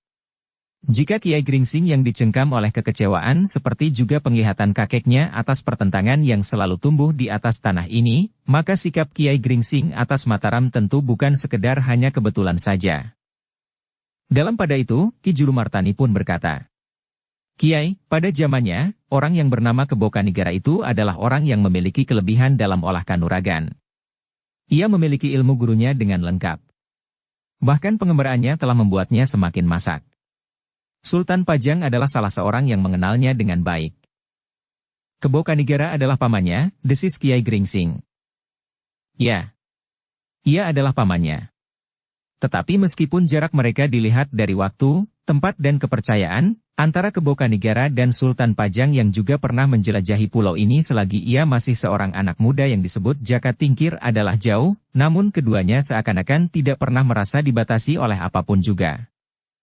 Ternyata guru Kiai Gringsing adalah sahabat dari orang yang hampir tidak ada duanya itu, Potong Ki Waskita. Karena itulah agaknya ilmu Kiai Gringsing memiliki unsur ilmu dari perguruan Pengging itu. Kiai Gringsing mengerutkan keningnya, lalu. Memang mungkin sekali. Guruku memang sahabat Ki Kebo Kanigara. Meskipun umurnya terpaut sedikit. Dengan demikian, maka tidak mustahil jika ilmu keduanya saling mempengaruhi. Unsur itu nampak jelas sekali. Menurut penglihatan Ki Waskita, karena Ki Waskita kenal dengan baik ilmu dari perguruan Pengging dan sekaligus ilmu perguruan Windu Jati. Bahkan ciri-ciri isyarat dari perguruan Windu Jati pun telah dikenalnya pula. Agaknya ada hubungannya antara keduanya, desis Ki Sumangkar. Kiai Gringsing tersenyum. Tetapi sebelum ia berkata sesuatu, Ki Waskita mendahului. Kiai Gringsing telah melihatnya. Aku dipaksa untuk meskipun hanya sedikit, melepaskan unsur-unsur gerak itu. Memang aku mengenal dengan baik salah seorang murid dari perguruan Windu Jati. Murid Empu Windu Jati langsung. Dengan demikian, kami tidak dapat menghindari pengaruh timbal balik di antara kami. Kiai Gringsing menggelengkan kepalanya. Dan Ki Waskita pun tertawa. Ya. Agaknya memang bukan begitu. Ki Jurumartani dan Ki Sumangkar pun tertawa pula. Bahkan Ki Gede Pemanahan masih juga sempat tersenyum, sementara Ki Demang Sangkal Pulung mengerutkan keningnya. Tetapi ia pun merasakan sesuatu yang agak janggal dari cerita Ki Waskita. Aku salah, desis Ki Waskita. Maksudku, agaknya Kiai Gringsing pun telah mengenal saluran ilmuku. Bukan ilmu yang dapat melepaskan bentuk-bentuk semu yang ternyata tidak ada artinya sama sekali bagi Kiai Gringsing, tetapi ilmu kanuraganku. Nah, desis Ki Juru. Begitulah agatnya. Jika aku sempat melihat tata gerak yang tersembunyi itu, barangkali aku juga dapat menyebutnya. Ah, tidak banyak artinya. Perguruanku adalah perguruan kecil yang tidak berarti. Tetapi sempat melahirkan orang-orang seperti Ki Waskita dan Panembahan Agung. Ki Waskita menarik nafas dalam-dalam. Dalam pada itu, maka Kiai Gringsing pun berkata, "Nah, barangkali tidak ada lagi yang harus aku ceritakan. Itulah kenyataan yang selama ini aku sembunyikan. Sebenarnya aku benar-benar ingin memisahkan diri dari kesibukan pemerintahan yang manapun juga. Mungkin aku terpengaruh oleh sikap Empu Indujati yang kecewa. Hanya kadang-kadang didorong oleh perasaan yang tersimpan di lubuk hati yang paling dalam, maka tanpa disadari aku sudah terlibat pula. Seperti pada saat-saat pasukan Tohpati berada di Sangkal Putung. Saat Mataram mulai tumbuh dan saat-saat yang lain. Aku memang selalu menghindari Ki Gede Pemanahan, Ki Juru Martani, dan pemimpin-pemimpin Pajang yang lain, yang apabila dapat melihat pergelanganku, akan timbul banyak persoalan tentang diriku. Tetapi ternyata selain pemimpin-pemimpin di Pajang, Ki Argapati pun pernah mempersoalkannya. Hampir setiap orang mengenal Empu Indujati, berkata Ki Gede Pemanahan, lalu. Tetapi kemanakah murid-murid perguruan Windujati itu? Ki Gede, berkata Kiai Gringsing kemudian. Mereka telah berpisah dengan tugas di pundak masing-masing. Untuk mengatakan di mana mereka sekarang, maka aku kira aku harus menyusun suatu cerita tersendiri. Panjang dan barangkali tidak menarik karena tidak ada hubungan langsung dengan persoalan yang kini kita hadapi. Dan guru Kiai yang bersahabat dengan Ki Kebokanigara itu? Kiai Gringsing termenung sejenak. Sebenarnya ia masih ingin menghindari cerita yang berkepanjangan. Tetapi rasa-rasanya orang-orang yang ada di dalam bilik itu selalu mendesaknya. Aku sudah terlanjur mengucapkan nama-nama Kebokanigara, Kebokenanga, dan Ki Ageng Pengging Sepuh, berkata Kiai Gringsing di dalam hatinya. Nama-nama yang tidak terpisahkan dari nama Sultan di Pajang yang kini masih bertahta. Setelah termenung sejenak, maka Kiai Gringsing itu pun berkata, "Guruku pun pernah memutari pegunungan Merapi dan Merbabu, kemudian menyusur pantai utara sampai ke daerah timur. Kemudian menyeberang ke sebuah pulau yang manis, Pulau Bali. Ke daerah barat guruku pernah menjelajahi tempat demi tempat dan sempat tinggal di rumah Respati yang juga disebut Menak Ujung." Yang mendengar cerita itu mengangguk-anggukan kepalanya, sambil mendengar kelanjutannya. Aku berkesempatan mengikutinya meskipun tidak seluruh perjalanannya. Dan Kiai terpisah dari kakek Kiai, Empu Indujati yang juga bernama Pangeran Wirawardana. Aku memang sering terpisah dari kakek. Tetapi kadang-kadang aku berada di padepokannya. Atas izin guruku, aku belajar juga kepada kakek. Justru kemampuanku mempergunakan cambuk aku dapatkan dari Empu Indujati. Ki Waskita mengangguk-angguk. Lalu ia pun bertanya. Tetapi ada sesuatu yang tidak nampak oleh mata wadak, tetapi nampak oleh mata hati. Ilmu yang tidak kasat mata itu dapat Kiai salurkan lewat kemampuan Kiai mempergunakan cambuk. Kiai Gringsing termenung sejenak, lalu. Ya. Ilmu itu aku dapatkan dari guruku. Apakah ada persamaannya dengan ilmu yang dimiliki oleh seorang pemimpin tanah perdikan yang disegani di daerah utara Gunung Merbabu? Siapa? Ki Gede Banyu Biru yang sekarang? Kiai Gringsing menarik nafas dalam-dalam. Katanya, Ki Gede Banyu Biru memiliki saluran ilmu yang serupa dengan ilmu Ki Kebokanigara. Jika ada persamaan dari ilmunya dengan ilmu yang pernah Ki Waskita lihat padaku, itu bukan hal yang mustahil. Tetapi tentu tidak sama sepenuhnya. Terutama di dalam sifat dan ungkapannya. Ki Waskita mengangguk-anggukan kepalanya. Katanya, Ki Gede Banyu Biru yang sekarang mengakui kekuasaan Pajang sepenuhnya. Ilmunya benar-benar mengagumkan. Kiai Gringsing termenung sejenak. Kemudian kepalanya terangguk-angguk kecil. Memang ada persamaannya. Aku menyadap ilmu itu sepenuhnya. Tetapi kemudian luluh menjadi satu dengan ilmu yang diberikan oleh guru. Apalagi guru dan Ki Kebokanigara sudah saling bersetuju untuk saling menyadap unsur-unsur gerak dari ilmu masing-masing. Tetapi jiwanya masih tetap berbeda meskipun tidak begitu jauh. Ki Gede Pemanahan yang berbaring di pembaringannya itu tiba-tiba berdesis. Ki Gede Banyu Biru yang sekarang mempunyai ikatan yang rapat dengan Sultan di Pajang. Mereka pernah berada di satu padepokan. Pernah hidup dalam satu lingkungan. Dan ilmu mereka pun tidak terlampau jauh pula, meskipun Sultan Pajang memiliki 1000 macam ilmu dari 1000 macam perguruan. Ki Jurumartani mengangguk-angguk. Katanya, aku pernah bertemu dengan Ki Gede di Banyu Biru. Ia lebih muda sedikit dari aku. Hanya sedikit di bawah Kanjeng Sultan Pajang. Apa yang dikatakannya tentang Pajang? Ia merasa dirinya bagian dari Pajang. Tetapi ada juga seperti kekecewaan, justru karena Pajang seakan-akan telah berhenti. Kiai Gringsing menarik nafas dalam-dalam. Katanya, pada masa itu, banyak perguruan bertebaran. Tetapi kadang-kadang ada yang hanya mengenal namanya saja, tetapi tidak pernah bersentuhan di dalam satu persoalan. Atau masing-masing mengenal ciri perguruan yang lain dengan baik. Tetapi mereka tidak saling mengganggu.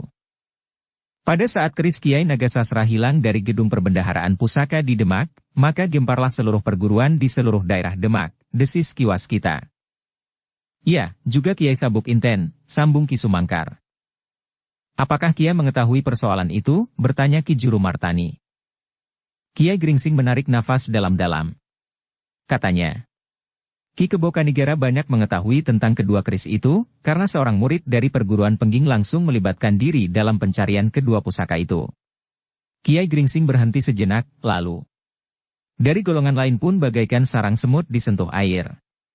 Perguruan yang lebih banyak mementingkan kepentingan lahiriah semata-mata, tanpa diimbangi oleh pertimbangan rohaniah, berebut pula untuk mendapatkan kedua pusaka itu. Tetapi semata-mata karena pamrih pribadi. Sedang murid dari perguruan Pengging yang langsung mencari kedua pusaka itu, adalah semata-mata karena pengabdian.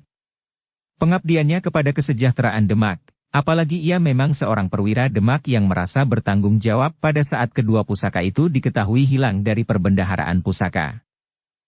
Orang-orang yang ada di dalam ruang itu terdiam sejenak. Di luar sadar mereka, maka terbayanglah masa lampau yang pernah menyaput kerajaan Demak, dekat saatnya Pajang berdiri. Lebih dari 30 tahun yang lampau, desis Ki Sumangkar. Tentu lebih, desis Ki Waskita. Aku masih seorang yang meningkat dewasa waktu itu. Ki Gede Pemanahan yang berbaring itu pun menarik nafas. Rasa-rasanya dadanya menjadi lapang setelah teka-teki yang satu itu, tentang seorang tua yang banyak berbuat untuk Mataram bahkan Pajang, tetapi tidak pernah memperkenalkan dirinya. Sejenak ruangan itu menjadi hening. Seakan-akan terbayang di dalam angan-angan masing-masing peristiwa yang pernah terjadi di Demak. Hilangnya pusaka yang sangat penting dari gedung pusaka, telah mengguncang seluruh kekuatan yang ada di Demak. Selain petugas-petugas sandi yang disebar ke segala penjuru, juga orang-orang yang didorong oleh nafsu pribadi, ketamakan dan pamrih yang berlebih-lebihan, telah berusaha untuk menemukannya.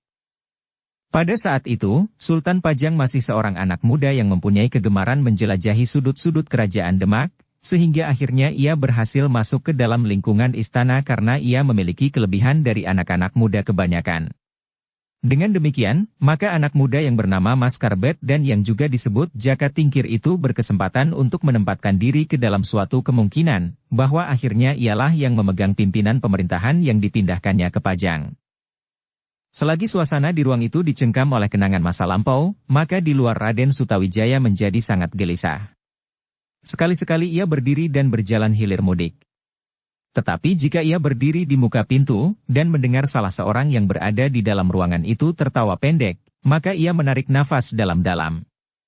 Tentu tidak terjadi sesuatu dengan ayahandanya. Mungkin Kiai Gringsing dapat mengobatinya, berkata Raden Sutawijaya di dalam hati. Agung Sedayu dan Swandaru pun duduk dengan gelisah pula. Tetapi keduanya tidak berbuat apa-apa.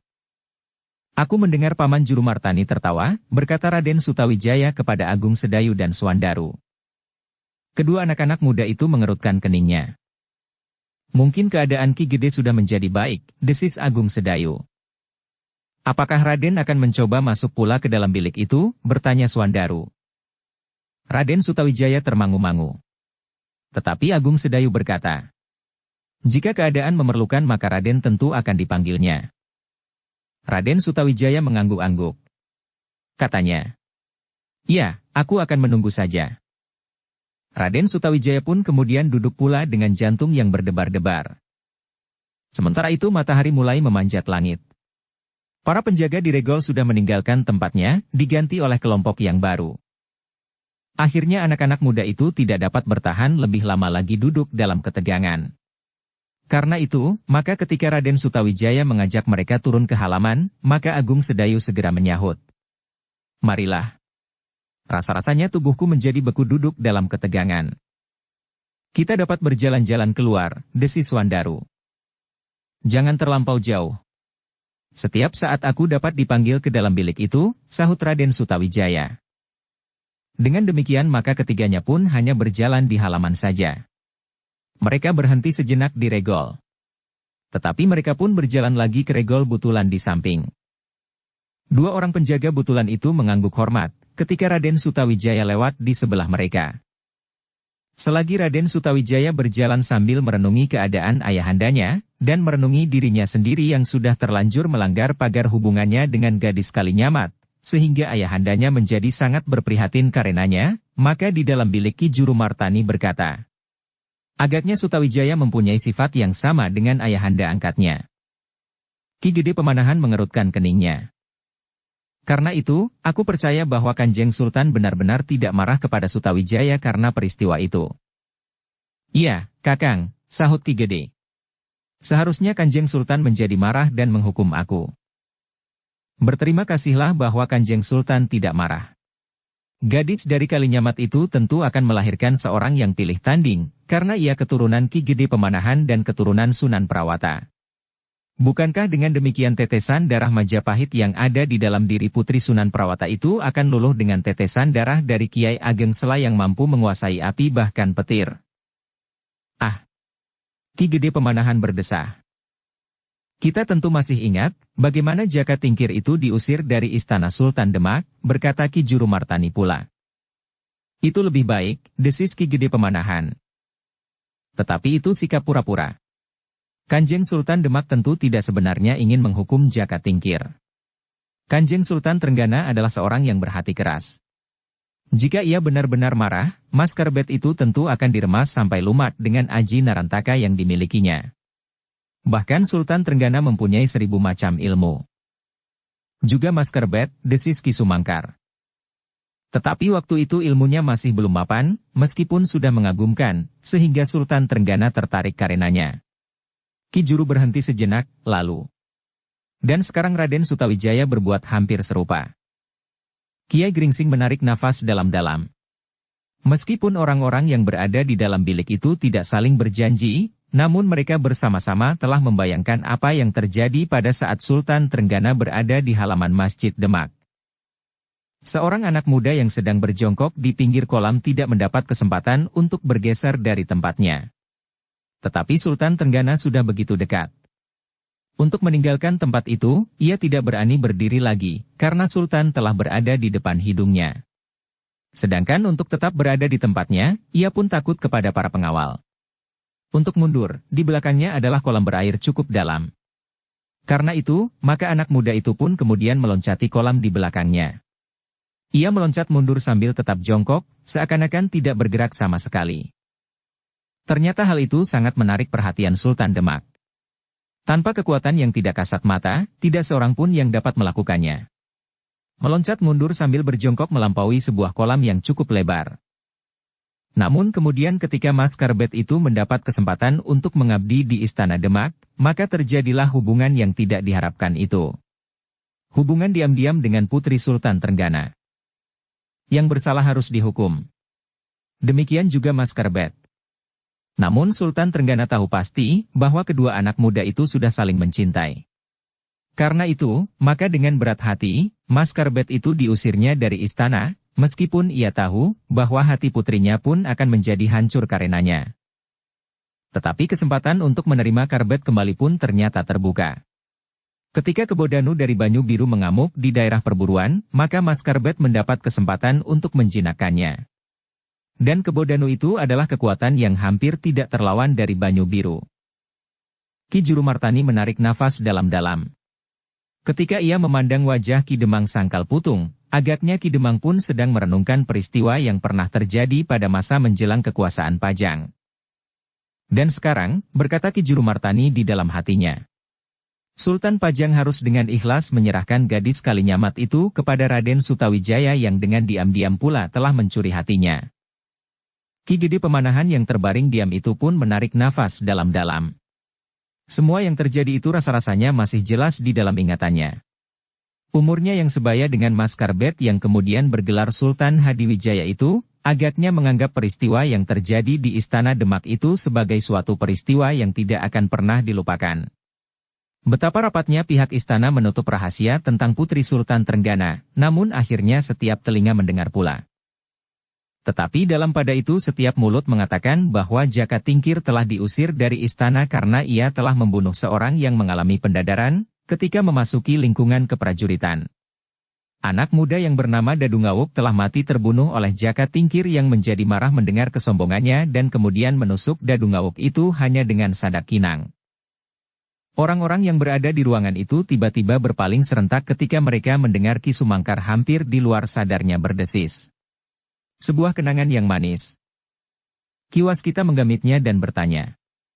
Kenangan tentang Ki Sumangkar agaknya tidak jauh berbeda dengan yang dialami oleh Jaka Tingkir. Ki Sumangkar tersenyum. Jawabnya. Tidak.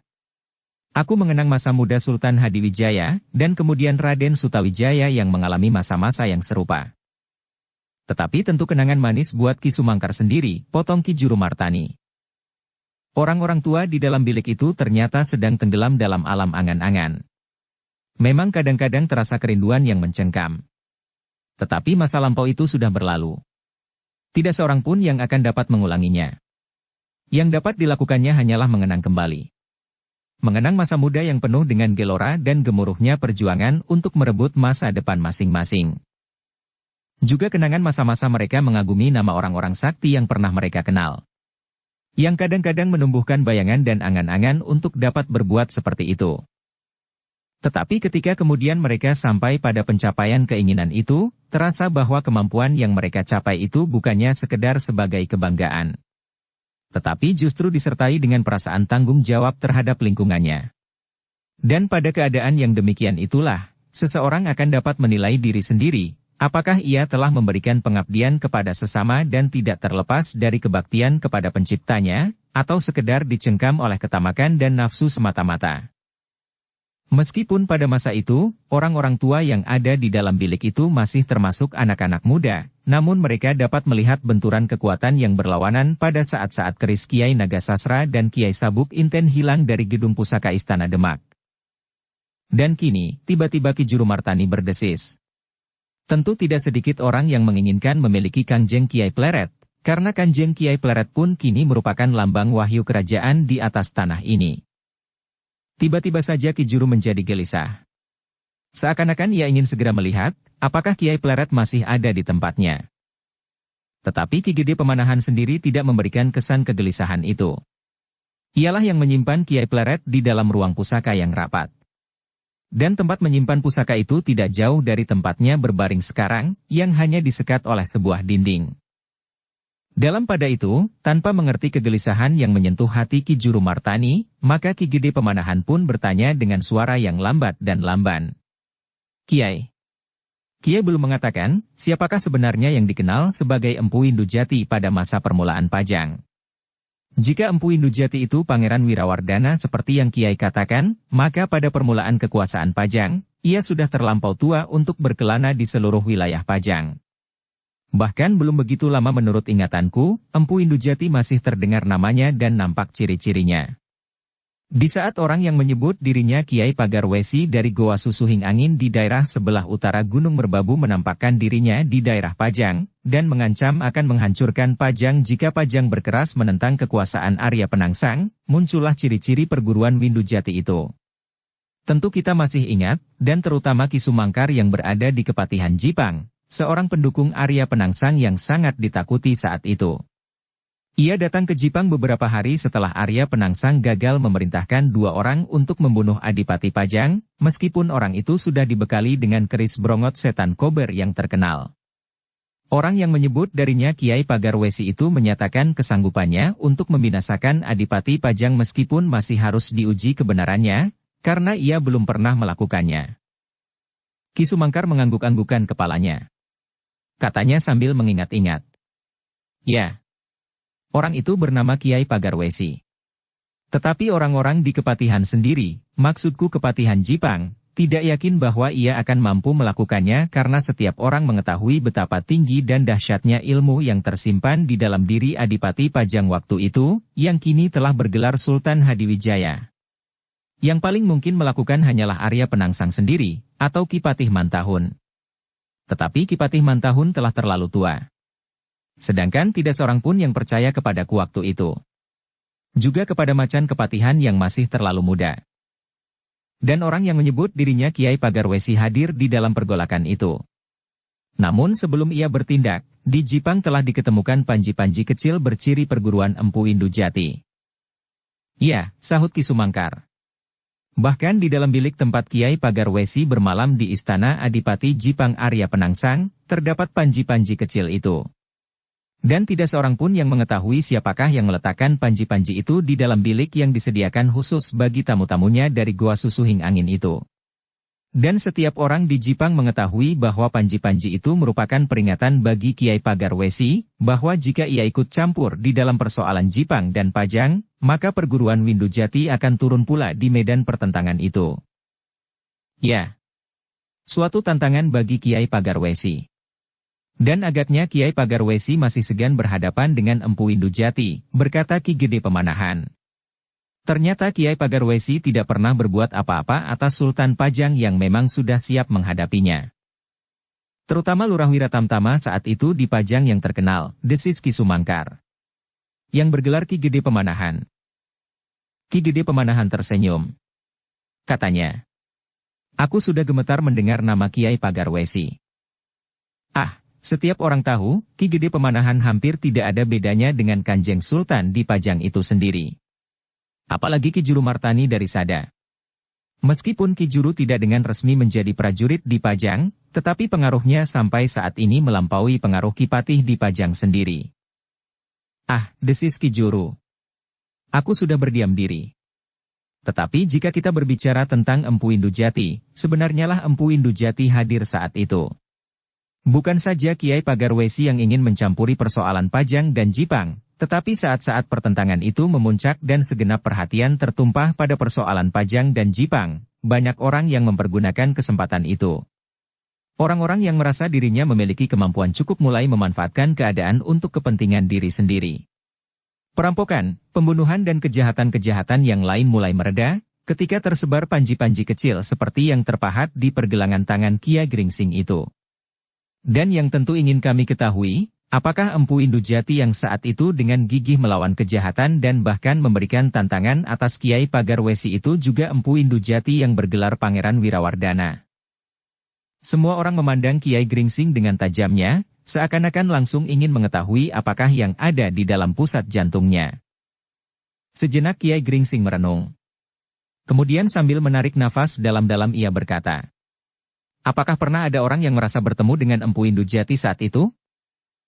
Tidak, sahut Ki Gede Pemanahan. Tetapi, nama Windujati saat itu kami kenal. Kiai Gringsing mengangguk-angguk lemah. Sekilas ia memandang wajah Ki Gede Pemanahan yang pucat, namun nampak membayang keinginan untuk sebanyak-banyaknya mengetahui masalah-masalah yang baginya merupakan teka-teki selama ini. Kiai Gringsing bergeser sejengkal. Kemudian setelah merenung sejenak, maka ia pun menjawab. Yang kita kenal dengan nama Empu Indujati pada masa permulaan Pajang itu bukannya Empu Indujati yang juga bergelar Pangeran Wirawardana.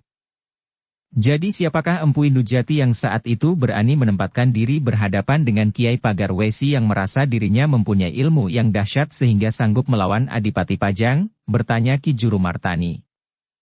Kiai Gringsing merenungi Ki Juru sejenak, lalu ia pun bertanya. Jadi perlukah aku menerangkan siapakah orang yang saat itu menyebut dirinya Empu Indujati dengan ciri perguruan Windujati? Agaknya memang demikian, Kiai. Ki Waskita memotong. Rasa-rasanya memang menarik untuk mengetahui serba sedikit tentang orang sakti pada masa-masa lampau. Memang menarik, sahut Kiai Gringsing. Juga menarik untuk mengenal perguruan Banyu Biru sampai saatnya Ki Gede Banyu Biru menyerahkan kekuasaan tanah perdikannya kepada putranya yang memimpin tanah perdikan itu sampai sekarang. Ki Waskita tersenyum. Katanya, tidak ada apa-apa di Banyu Biru. Justru putra Ki Gede Banyu Biru itu mendapatkan ilmunya sebagian terbesar bukan dari ayahnya sendiri. Sedang ayahnya ternyata kemudian mempunyai murid-murid tersendiri. Anak padesan yang tidak berarti, potong Ki Waskita.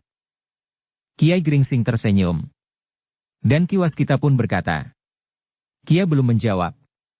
Siapakah Empu Indujati itu? Apakah Ki Waskita dapat menjawab? Bukankah Ki Waskita mengenal isyarat perguruan Windujati? Dengan demikian tentu ada sangkut paut antara perguruan Ki Waskita dan perguruan Windujati. Ah, desah Ki Waskita. Sudahlah. Sebaiknya Kiai Gringsing menyebutnya. Ki Juru, berkata Kiai Gringsing kemudian. Pada saat yang gawat, kadang-kadang seseorang perlu bertindak tepat.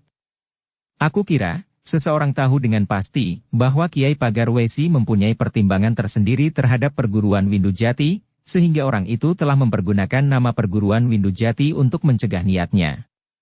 Karena menurut perhitungan nalar, jika seandainya Kiai Pagar Wesi berhasil membunuh Adipati Pajang pada waktu itu, maka yang akan terjadi justru kekeruhan. Tidak akan mungkin Kiai Pagar Wesi bersedia membantu Arya Penangsang tanpa pamrih. Semata-mata karena dendam, berkata Ki Sumangkar. Kiai Pagar Wesi mendendam Adipati Pajang, karena Adipati Pajang di dalam petualangannya di masa mudanya pernah membunuh seorang penghuni Gua Sarang Angin yang disebut Gua Susuhing Angin itu. Itu adalah alasan yang dikemukakan dan memang masuk akal, jawab Kiai Gringsing. Tetapi setiap orang yang pernah mendengar tentang goa itu, maka mereka tentu akan berpendapat lain. Iya, sahut Ki Waskita. Aku pernah mendengar tentang goa yang disebut Sarang Angin itu. Goa yang berada di bawah Bukit Karang dan mempunyai lubang lurus ke atas menembus kulit pegunungan. Jika angin kencang bertiup maka lubang-lubang goa itu bagaikan lubang-lubang seruling raksasa yang menimbulkan bunyi yang mendebarkan jantung. Ia berhenti sejenak, lalu. Dan tentulah bersarang sebuah kelompok yang tidak dapat disebut orang-orang baik. Termasuk Kiai Pagar Wesi yang sampai sekarang masih tetap berada di tempatnya dan sekitarnya.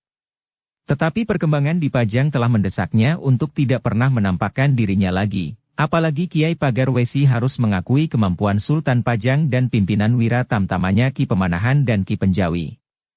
Terhitung pula saudara tua mereka, Ki Juru Martani. Mereka yang mendengarnya tersenyum karenanya. Ki Demang Sangkal Putung yang selama itu berwajah tegang pun tersenyum pula. Tetapi masih belum terjawab. Ki Sumangkar menyela. Siapakah yang pada saat-saat itu melepaskan ciri-ciri khusus perguruan Windujati? Sudah aku katakan. Seseorang yang ingin menolong keadaan. Tetapi tidak seorang pun yang akan berani berbuat demikian jika memang ia tidak berhak, potong Ki Juru Martani. Sedangkan yang berhak atas ciri itu adalah murid-muridnya turun-temurun, atau keturunan langsung dari Empu Indujati. Kiai Gringsing tidak menyahut. Ada seorang dukun di Dukuh Pakuwon. Ki Sumangkar bergumam. Yang ternyata adalah keturunan langsung dari Empu Indujati. Ah, kau. Coba, Kiai, sahut Ki Sumangkar. Selama ini Kiai berdiri di tepi arena. Kiai yang kecewa seperti kekecewaan yang mencengkam hati Empu Indujati atas segala macam pertentangan sampai saat Sultan Pajang bertahta, tetapi tidak sampai hati melepaskannya sama sekali. Yang nampak, Kiai sekarang berada di tempat ini. Tentu karena Kiai tidak dapat melepaskan sama sekali kebanggaan Kiai sebagai keturunan dalam garis lurus dari Majapahit, bahwa kekuasaan di atas tanah ini akan menjadi semakin surut. Tetapi Kiai masih tetap pantang untuk terjun langsung di dalam arena yang kacau ini. Kiai Gringsing memandang Ki Sumangkar sejenak, kemudian tatapan matanya merambat kepada orang lain yang ada di dalam ruangan itu. Yang terakhir Kiai Gringsing memandang Ki Gede Pemanahan yang pucat berbaring di pembaringannya. Sekilas Kiai Gringsing melihat, seolah-olah isyarat baginya bahwa sebenarnya Ki Gede Pemanahan sudah tidak akan dapat bertahan lagi untuk waktu yang panjang. Mungkin sehari mungkin 2 hari. Tetapi tidak lebih dari itu. Karena itu, maka ia tidak akan dapat selalu ingkar akan kenyataan tentang dirinya. Apalagi beberapa orang tua-tua yang memiliki pengalaman yang luas berada di ruang itu, dan seakan-akan mereka semuanya memandanginya dengan tajamnya. Ki Sumangkar, berkata Kiai Gringsing. Aku tahu bahwa Ki Sumangkar telah menganggap akulah yang telah melepaskan ciri-ciri itu untuk menentang Kiai Pagarwesi agar tidak ikut melibatkan diri ke dalam pertentangan itu. Demikianlah agaknya. Ki Waskitalah yang menyahut. Kia belum menjawab. Siapakah Empu Indujati itu? Baiklah, berkata Kiai Gringsing. Tentu waktu itu kita semuanya masih lebih muda dari sekarang. Aku memang tidak akan dapat ingkar bahwa aku terlibat pada saat itu. Aku tidak sampai hati melihat Pajang dan Jipang yang sebenarnya masih bersangkut paut dalam lingkungan keluarga besar itu dapat menumbuhkan persoalan yang akan menjadi sangat gawat bagi kelangsungan hidup Demak. Jika ada orang lain yang ikut campur, dan apalagi terjun ke dalam arena pertentangan itu, maka persoalannya akan dapat bergeser dari persoalannya yang semula. Semua orang menarik nafas lega. Ternyata dugaan mereka sebagian terbesar sesuai dengan pengakuan Kiai Gringsing itu. Tetapi apakah dengan demikian bukan berarti bahwa Kiai Gringsing telah berpihak kepada Pajang, bertanya Ki Sumangkar. Kiai Gringsing mengerutkan keningnya. Ia tahu pasti bahwa saat itu Sumangkar berada di Jipang. Bagaimanapun juga, pada waktu itu Ki Sumangkar tentu mengharap Jipang akan menang.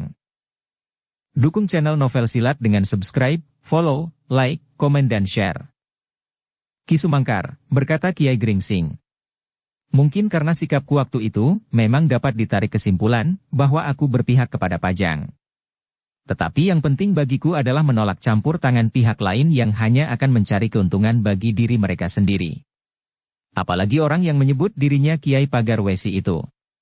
Selagi ia berada di Jipang dan selagi ia ikut mengobarkan pertentangan antara Jipang dan Pajang, maka anak buahnya akan dengan leluasa bertindak untuk kepentingan mereka sendiri. Masih pula Kiai Pagarwesi akan menuntut banyak hal yang dapat terjadi kemudian karena jasa-jasa yang telah ia berikan kepada Jipang meskipun jasa-jasa itu sebenarnya tidak akan berarti apa-apa. Menurut penilaianku, Kiai Pagarwesi bukannya orang yang pantas ditakuti, karena ia tidak akan lebih baik dari Ki Patih Mantahun, atau adik seperguruannya yang juga memiliki tongkat berkepala tengkorak yang berwarna kuning, yang sekarang berada di antara kita. Ki Sumangkar menarik nafas dalam-dalam. Itulah sebabnya maka aku memberanikan diri untuk mencoba mencegah terlibatnya Kiai Pagarwesi di dalam persoalan Pajang dan Jipang. Ki Gede Pemanahan yang berbaring itu pun mengangguk-anggukan kepalanya. Katanya, pada saat itu, kita yang berada di Pajang harus memperhitungkan dengan saksama kehadiran orang yang menyebut dirinya Kiai Pagarwesi.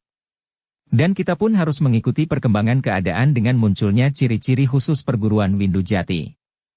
Agaknya Kiai Gringsinglah yang waktu itu telah menempatkan tantangan dengan ciri-ciri itu di hadapan Kiai Pagarwesi. Aku tidak berdiri sendiri, berkata Kiai Gringsing. Jika sesuatu benar-benar terjadi, maka aku berada bersama murid-murid yang sebenarnya dari perguruan Windujati. Ki Gede Pemanahan mengangguk-anggukan kepalanya.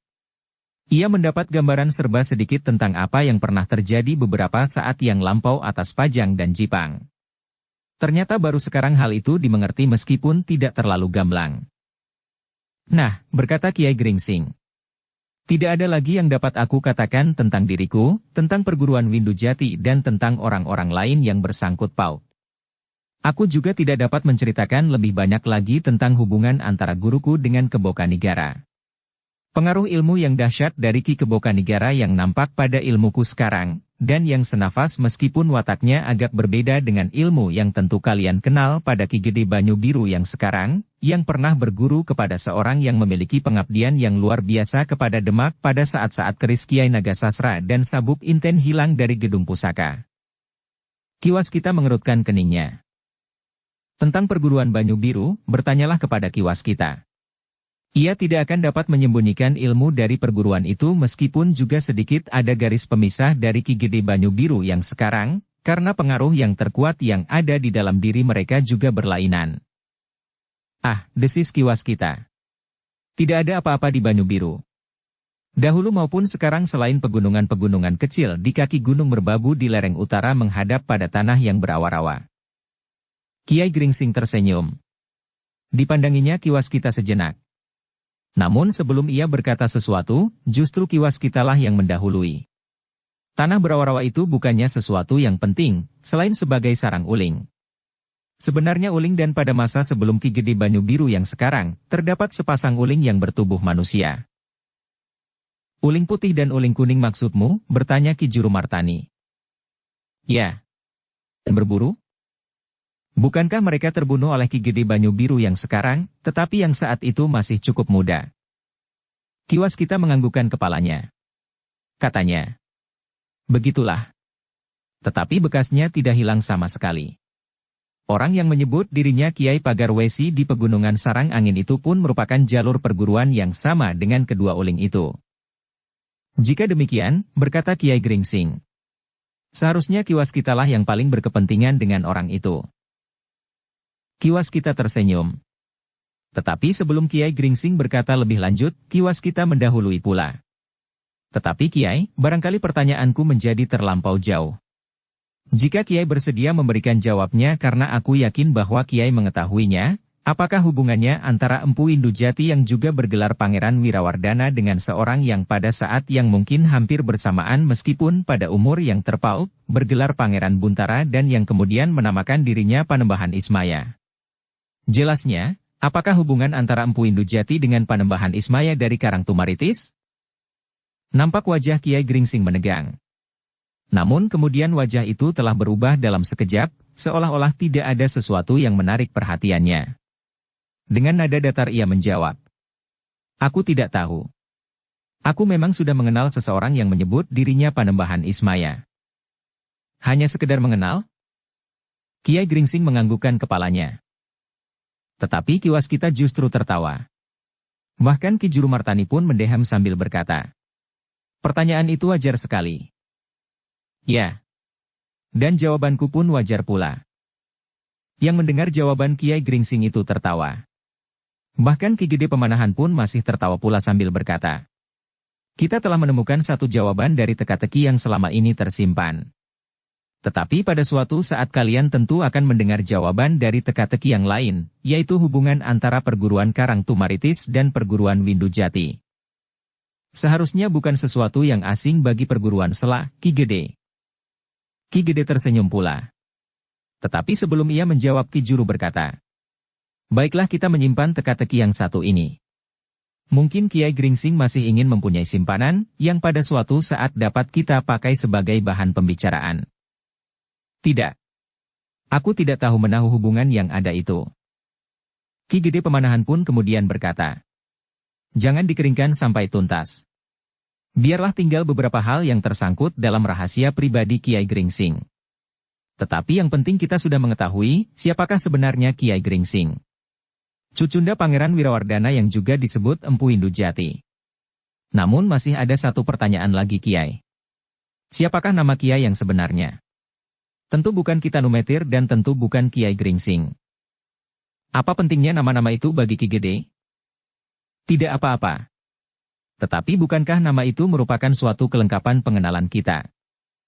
Ketika Kiai Gringsing memandang berkeliling, nampaklah sorot-sorot mata yang tegang memandanginya. Dengan demikian Kiai Gringsing sadar, bahwa mereka benar-benar ingin mengetahui nama Kiai Gringsing yang sebenarnya. Tidak banyak yang menganggap namaku penting untuk diketahui. Tetapi baiklah, jika memang kalian ingin mendengar. Ya, desis Ki Demang Sangkal Putung tiba-tiba. Namaku bukannya nama yang baik. Sekedar tanda atau sebutan untuk memanggil aku. Sebutlah, desis Ki Sumangkar.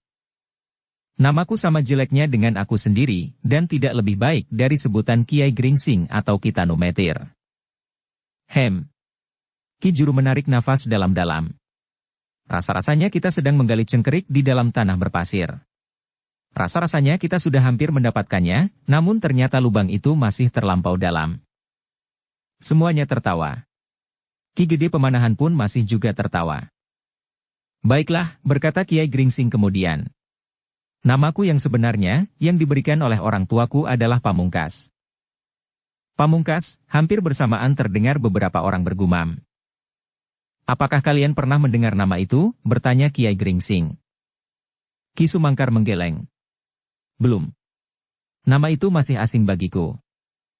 Kalian bergumam seperti kalian sudah mengenal nama itu dengan baik. Kiai Gringsing tersenyum. Bukan mengenal dengan baik, sahut Ki Waskita. Tetapi nama itu sendirilah yang sangat baik. Kiai Gringsing memandang wajah Ki Waskita sejenak. Ketika terpandang olehnya senyum di bibir Ki Waskita, maka mau tidak mau Kiai Gringsing harus tersenyum pula sambil bertanya. Apakah Ki Waskita tidak percaya? Tidak. Bukan tidak percaya, Kiai. Agaknya kali ini Kiai berbicara dengan sungguh-sungguh. Tetapi selama ini memang sulit dibedakan antara yang sebenarnya dan yang sekedar cerita seperti cerita tentang nama seorang dukun di Dukuh Pakuwon. Kiai Gringsing mengerutkan keningnya. Katanya dengan senyum yang masih nampak di bibirnya. Agaknya memang sulit bagiku untuk berkata dengan sesungguhnya. Biarlah kali ini aku percaya. Nama Kiai adalah Pamungkas. Raden Pamungkas, cucu Pangeran Wirawardana. Agaknya Kiai memang anakku ragil. Apakah benar Kiai anak bungsu? Kenapa? Pamungkas menyimpan arti mengakhiri. Kiai Gringsing mengangguk-angguk. Tetapi Ki Juru menyahut. Mungkin maksudnya agar Kiai Gringsing tidak lagi disusul oleh seorang adik. Tetapi mungkin pula nama itu mengandung harapan agar Kiai Gringsing dapat memecahkan setiap persoalan yang dihadapi. Ki Juru berhenti sejenak, lalu. Dan agaknya yang kedua itulah yang nampak sekarang. Ternyata Kiai Gringsing dapat memecahkan dan menyelesaikan persoalan-persoalan yang tidak dapat diselesaikan oleh orang lain. Agaknya semuanya adalah harapan baik, sahut Kiai Gringsing. Nama adalah tanda, sekaligus harapan yang diberikan oleh orang tua kita. Karena itu pada umumnya nama seseorang dapat saja mempunyai arti yang kadang-kadang terlampau tinggi dibandingkan dengan keadaannya. Tetapi tentu itu bukan suatu kesalahan. Ki Juru Martani mengangguk-angguk. Yang lain pun mengangguk-angguk pula. Agaknya mereka dapat mengerti dan menerima keterangan Kiai Gringsing itu. Meskipun sebelumnya mereka selalu melihat banyak masalah yang tersamar padanya, tetapi agaknya saat itu Kiai Gringsing berkata bersungguh-sungguh. Demikianlah, maka Ki Gede Pemanahan yang terbaring dengan wajah pucat itu pun kemudian berkata. Terima kasih atas segala keterangan Kiai. Aku sekarang mengerti bahwa Kiai memang memiliki alasan yang kuat untuk selalu membayangi setiap daerah yang mulai bangkit. Kekecewaan yang ada pada Kiai sejak Pangeran Wirawardana meninggalkan Majapahit, kadang-kadang mendorong Kiai untuk menemukan harapan-harapan di saat-saat seperti saat lahirnya Mataram sekarang, seperti juga saat lahirnya Pajang. Kiai sudah mulai membayangi kekuatan yang saat itu ingin mengganggu perkembangan Pajang ketika Pajang mulai bangkit. Tetapi agaknya Kiai pun menjadi kecewa meskipun Kiai tidak sampai hati melepaskannya sama sekali. Ternyata dengan usaha Kiai membatasi gerak macan kepatihan yang saat itu masih ditunggui oleh Ki Sumangkar dengan tongkat baja berkepala tengkoraknya. Kiai Gringsing tersenyum. Dipandanginya Sumangkar sambil berkata. Memang menarik sekali untuk berkenalan langsung dengan Ki Sumangkar saat itu. Sebelumnya, aku hanya mengenal namanya dan ilmunya, serta kepercayaan banyak orang bahwa pemegang tongkat berkepala tengkorak itu mempunyai simpanan nyawa rangkap. Ki Sumangkar pun tertawa katanya. Jika aku mempunyai 2 nyawa, maka yang satu akan aku jual kepada Kiai Gringsing dengan harga yang sangat tinggi. Yang mendengarnya pun tertawa. Sementara itu Ki Gede Pemanahan masih bertanya. Tetapi apakah sebenarnya yang membuat Kiai kecewa atas Pajang? Ah, tidak apa-apa, Ki Gede. Aku tidak kecewa. Ki Gede Pemanahan tersenyum. Katanya. Baiklah. Kiai memang tidak kecewa. Mudah-mudahan Kiai juga tidak kecewa terhadap Mataram. Kiai Gringsing memandangi Ki Gede Pemanahan dengan tajamnya. Tetapi sorot matanya mengandung kesungguhan dari sikap batinnya, sekaligus harapan, sehingga Ki Gede Pemanahan berkata di dalam hatinya. Agaknya Kiai Gringsing sendiri mengharap, agar ia tidak selalu kecewa sepanjang hidupnya. Tergantung kepada Sutawijaya, apakah ia dapat mengemudikan Mataram dengan baik dalam bimbingan Ki Juru Martani. Dalam pada itu, maka tiba-tiba saja Ki Juru Martani berkata. Kita sudah terlampau banyak memaksa Kiai Gringsing bercerita. Nah, sekarang apakah ada yang akan Kiai lakukan atas Ki Gede Pemanahan? Tetapi sebelum Kiai Gringsing menyahut, Ki Gede Pemanahan telah mendahuluinya. Tidak ada yang akan dilakukannya, Kakang Juru. Yang paling tepat dilakukan adalah ceritanya tentang dirinya.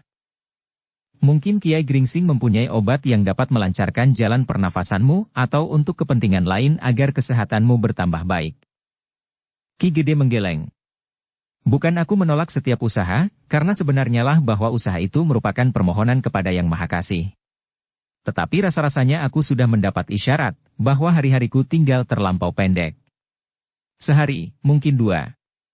Tetapi sama sekali bukan bermaksud mendahului batas yang digariskan olehnya, namun rasa-rasanya garis itu memang sudah diperlihatkan kepadaku. Kiai Gringsing menggeleng lemah. Tetapi ia tidak dapat berbuat sesuatu. Seperti juga orang lain, rasa-rasanya isyarat itu benar-benar memang telah nampak. Namun demikian Ki Juru Martani yang bijaksana masih juga berkata, Adi Pemanahan. Selagi yang nampak itu belum terwujud, sebaiknya Adi jangan menolak suatu usaha. Mungkin pernafasan Adi sekarang dapat menjadi lancar. Mungkin terasa tubuh menjadi segar. Ki Gede Pemanahan memandang Kiai Gringsing sejenak lalu. Baiklah, Kiai. Ibarat orang berada di ujung jalan, biarlah badan ini merasa segar dan pikiran menjadi tetap bening. Kiai Gringsing menarik nafas. Tetapi ia pun kemudian menyahut. Aku memang sudah menyediakan obat buat Ki Gede. Mungkin akan dapat memperlancar jalan pernafasannya. Tetapi tidak akan memulihkannya, sahut Ki Gede Pemanahan. Sebaiknya kita tidak memikirkannya, berkata Kiai Gringsing. Jika pernafasan Ki Gede menjadi semakin baik, adalah pertanda bahwa usaha kita berhasil. Selebihnya, kita serahkan kepada Tuhan Yang Maha Kasih. Apapun yang akan terjadi, terjadilah. Jika usaha kita mencapai hasil seperti yang kita harapkan, maka yakinlah kita betapa terbatasnya kemampuan manusia. Dan kita adalah manusia yang sangat terbatas itu. Ki Gede Pemanahan tersenyum. Katanya, demikianlah agaknya Kiai. Kita memang tidak dapat memohon yang bukan hak kita. Kiai Gringsing tidak menyahut lagi. Tetapi ia pun kemudian berdiri dan berkata, Aku akan mencari air panas sejenak. Aku memerlukannya untuk meramu obat. Oh, Ki Juru Martani berdiri. Biarlah anak-anak melayani Kiai. Terima kasih. Aku harus meramunya sendiri. Kiai Gringsing pun kemudian melangkah keluar pintu dan langsung pergi ke dapur untuk mencari air panas dan mangkuk untuk meramu obat. Dalam pada itu, maka Ki Demang Sangkal Putung, Ki Waskita, dan Ki Sumangkar pun minta diri kembali ke Gandok karena agaknya Ki Gede Pemanahan nampak menjadi lebih baik. Nafasnya tidak lagi tersumbat dan bahkan sekali-sekali ia masih tersenyum. Yang tinggal menunggui kemudian adalah Ki Juru Martani. Namun Ki Juru itu pun berpesan, Ki Sumangkar, persilahkan Raden Sutawijaya masuk ke dalam bilik ini. Baik, Ki Juru, jawab Ki Sumangkar sambil meninggalkan bilik itu. Ketika kemudian Ki Sumangkar menemukan Raden Sutawijaya di regol depan bersama Agung Sedayu dan Swandaru, maka ia pun menyampaikan pesan Ki Juru kepadanya. Dengan tergesa-gesa Raden Sutawijaya pergi ke bilik ayahandanya, diikuti oleh Agung Sedayu dan Swandaru. Namun hatinya tidak terlampau gelisah karena Ki Sumangkar sudah mengatakan bahwa keadaan Ki Gede Pemanahan justru berangsur baik. Meskipun demikian, ketika Raden Sutawijaya memasuki bilik ayahandanya, hatinya masih juga berdebar-debar. Dilihatnya Ki Juru Martani duduk di bibir pembaringan, merenungi Ki Gede yang terbaring diam. Masuklah, desis Ki Juru Martani. Dengan ragu-ragu ketiga anak-anak muda itu memasuki bilik Ki Gede Pemanahan dan duduk di sisi pembaringan. Ki Gede Pemanahan tersenyum melihat anak-anak muda itu. Katanya, dari mana kalian sepagi ini? Kami tidak pergi kemana-mana, Ayahanda. Kami berada di halaman saja. Oh, Ki Gede Pemanahan menyahut. Bukankah tidak ada persoalan yang penting di hari-hari terakhir? Tidak, Ayahanda. Tidak ada persoalan yang perlu mendapat perhatian khusus. Jalan-jalan masih terus dikerjakan. Parit-parit di ujung selatan sudah mulai mengalir. Bagaimanakah dengan keadaan para pekerja? Baik, Ayah. Semuanya baik. Ya. Kau kemarin juga sudah mengatakan, semuanya baik, sahut Ki Gede Pemanahan. Mudah-mudahan untuk selanjutnya semuanya berjalan dengan baik. Diikuti oleh Agung Sedayu dan Swandaru. Namun hatinya tidak terlampau gelisah karena Ki Sumangkar sudah mengatakan bahwa keadaan Ki Gede Pemanahan justru berangsur baik. Mudah-mudahan, Ayahanda. Jika Ayahanda nanti sudah sembuh, aku akan menunjukkan kemajuan yang telah kita capai di daerah selatan seperti yang sudah aku laporkan setiap kali. Tetapi kau harus selalu ingat pesanku Sutawijaya, jangan menyentuh sama sekali daerah wewenang tanah perdikan Mangir. Aku selalu mengingatnya, Ayahanda. Tetapi aku tidak tahu pasti, yang manakah batas antara Mangir dan Alas Mentaok yang sudah diserahkan dengan resmi kepada kita. Hutan Mentaok masih meluas sampai ke daerah selatan di sisi barat. Sedang di bagian timur, beberapa bagian tanah yang sudah menjadi padesan, masih juga harus diteliti, apakah benar daerah itu dibuka atas perlindungan dan memang berada di atas tanah Mangir. Ki Gede Pemanahan menarik nafas dalam-dalam. Katanya, sementara kau dapat menghindarkan diri dari setiap persoalan. Kau dapat membuka daerah baru sejauh dapat kau kerjakan. Untuk beberapa lamanya, kau masih belum akan bersentuhan dengan perbatasan, karena tanah yang masih sangat luas. Bagian dari hutan Mentaok bagian selatan di sisi barat tidak akan habis dibuka sampai waktu yang bertahun-tahun. Tetapi bagaimanakah sikap kita jika Mangir menganggap Alas Mentaok bagian selatan itu miliknya? Itu akan bertentangan dengan keputusan Sultan Pajang. Yang disebut Alas Mentaok itu adalah daerah yang diberikan kepada kita. Termasuk bagian-bagiannya yang mempunyai nama-nama tersendiri. Raden Sutawijaya tidak menjawab. Meskipun ia sadar bahwa nama-nama yang tersendiri dari bagian sebelah selatan Alas Mentaok akan dapat menimbulkan tafsiran yang berbeda. Tetapi karena ayahandanya sedang dalam keadaan yang lemah, maka Raden Sutawijaya tidak mendesaknya lagi. Sutawijaya, berkata Ki Gede Pemanahan kemudian. Kau kini sudah benar-benar menjadi seorang yang dewasa. Yang sudah melampaui masa mudamu. Karena itu kau harus mencoba berpikir dan bertindak dewasa. Terlebih-lebih menghadapi Mataram yang sedang dibuka ini, yang berbatasan dengan daerah-daerah yang sudah dibuka lebih dahulu. Namun agaknya kau akan menempatkan Mataram menjadi tanah yang lebih terkemuka dari daerah yang sudah lebih dahulu terbuka itu. Ki Gede Pemanahan berhenti sejenak, lalu. Untuk mencapai tujuan itu kau tidak boleh mengorbankan hubungan baik dengan daerah di sekitar Alas Mentaok ini. Raden Sutawijaya mengangguk lemah.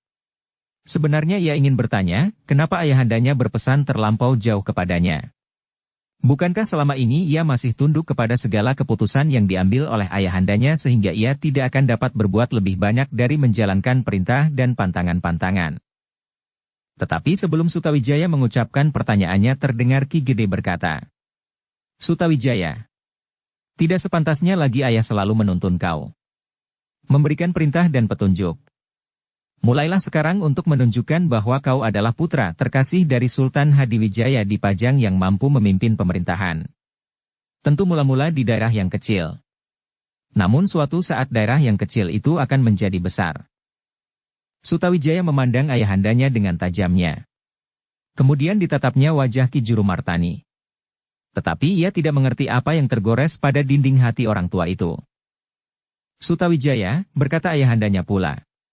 Di sini aku melihat Agung Sedayu dan Swandaru, murid-murid Kiai Gringsing yang juga disebut Ki Tanumetir. Mereka adalah orang-orang yang akan dapat membantumu. Di saat-saat Mataram menghadapi kesulitan dalam tingkat pemulaan ini, mereka telah menunjukkan jasanya kepadamu. Karena itu, bawalah mereka untuk seterusnya. Sutawijaya menjadi semakin berdebar-debar. Nampaknya keadaan Ki Gede menjadi semakin baik. Tetapi pesan-pesannya membuatnya sangat gelisah. Agaknya Ki Gede melihat kegelisahan yang terpercik di tatapan mata anaknya. Karena itu maka katanya, baiklah. Aku tidak akan banyak memberikan pesan-pesan kepadamu sekarang. Mungkin besok atau jika aku sudah sembuh sama sekali.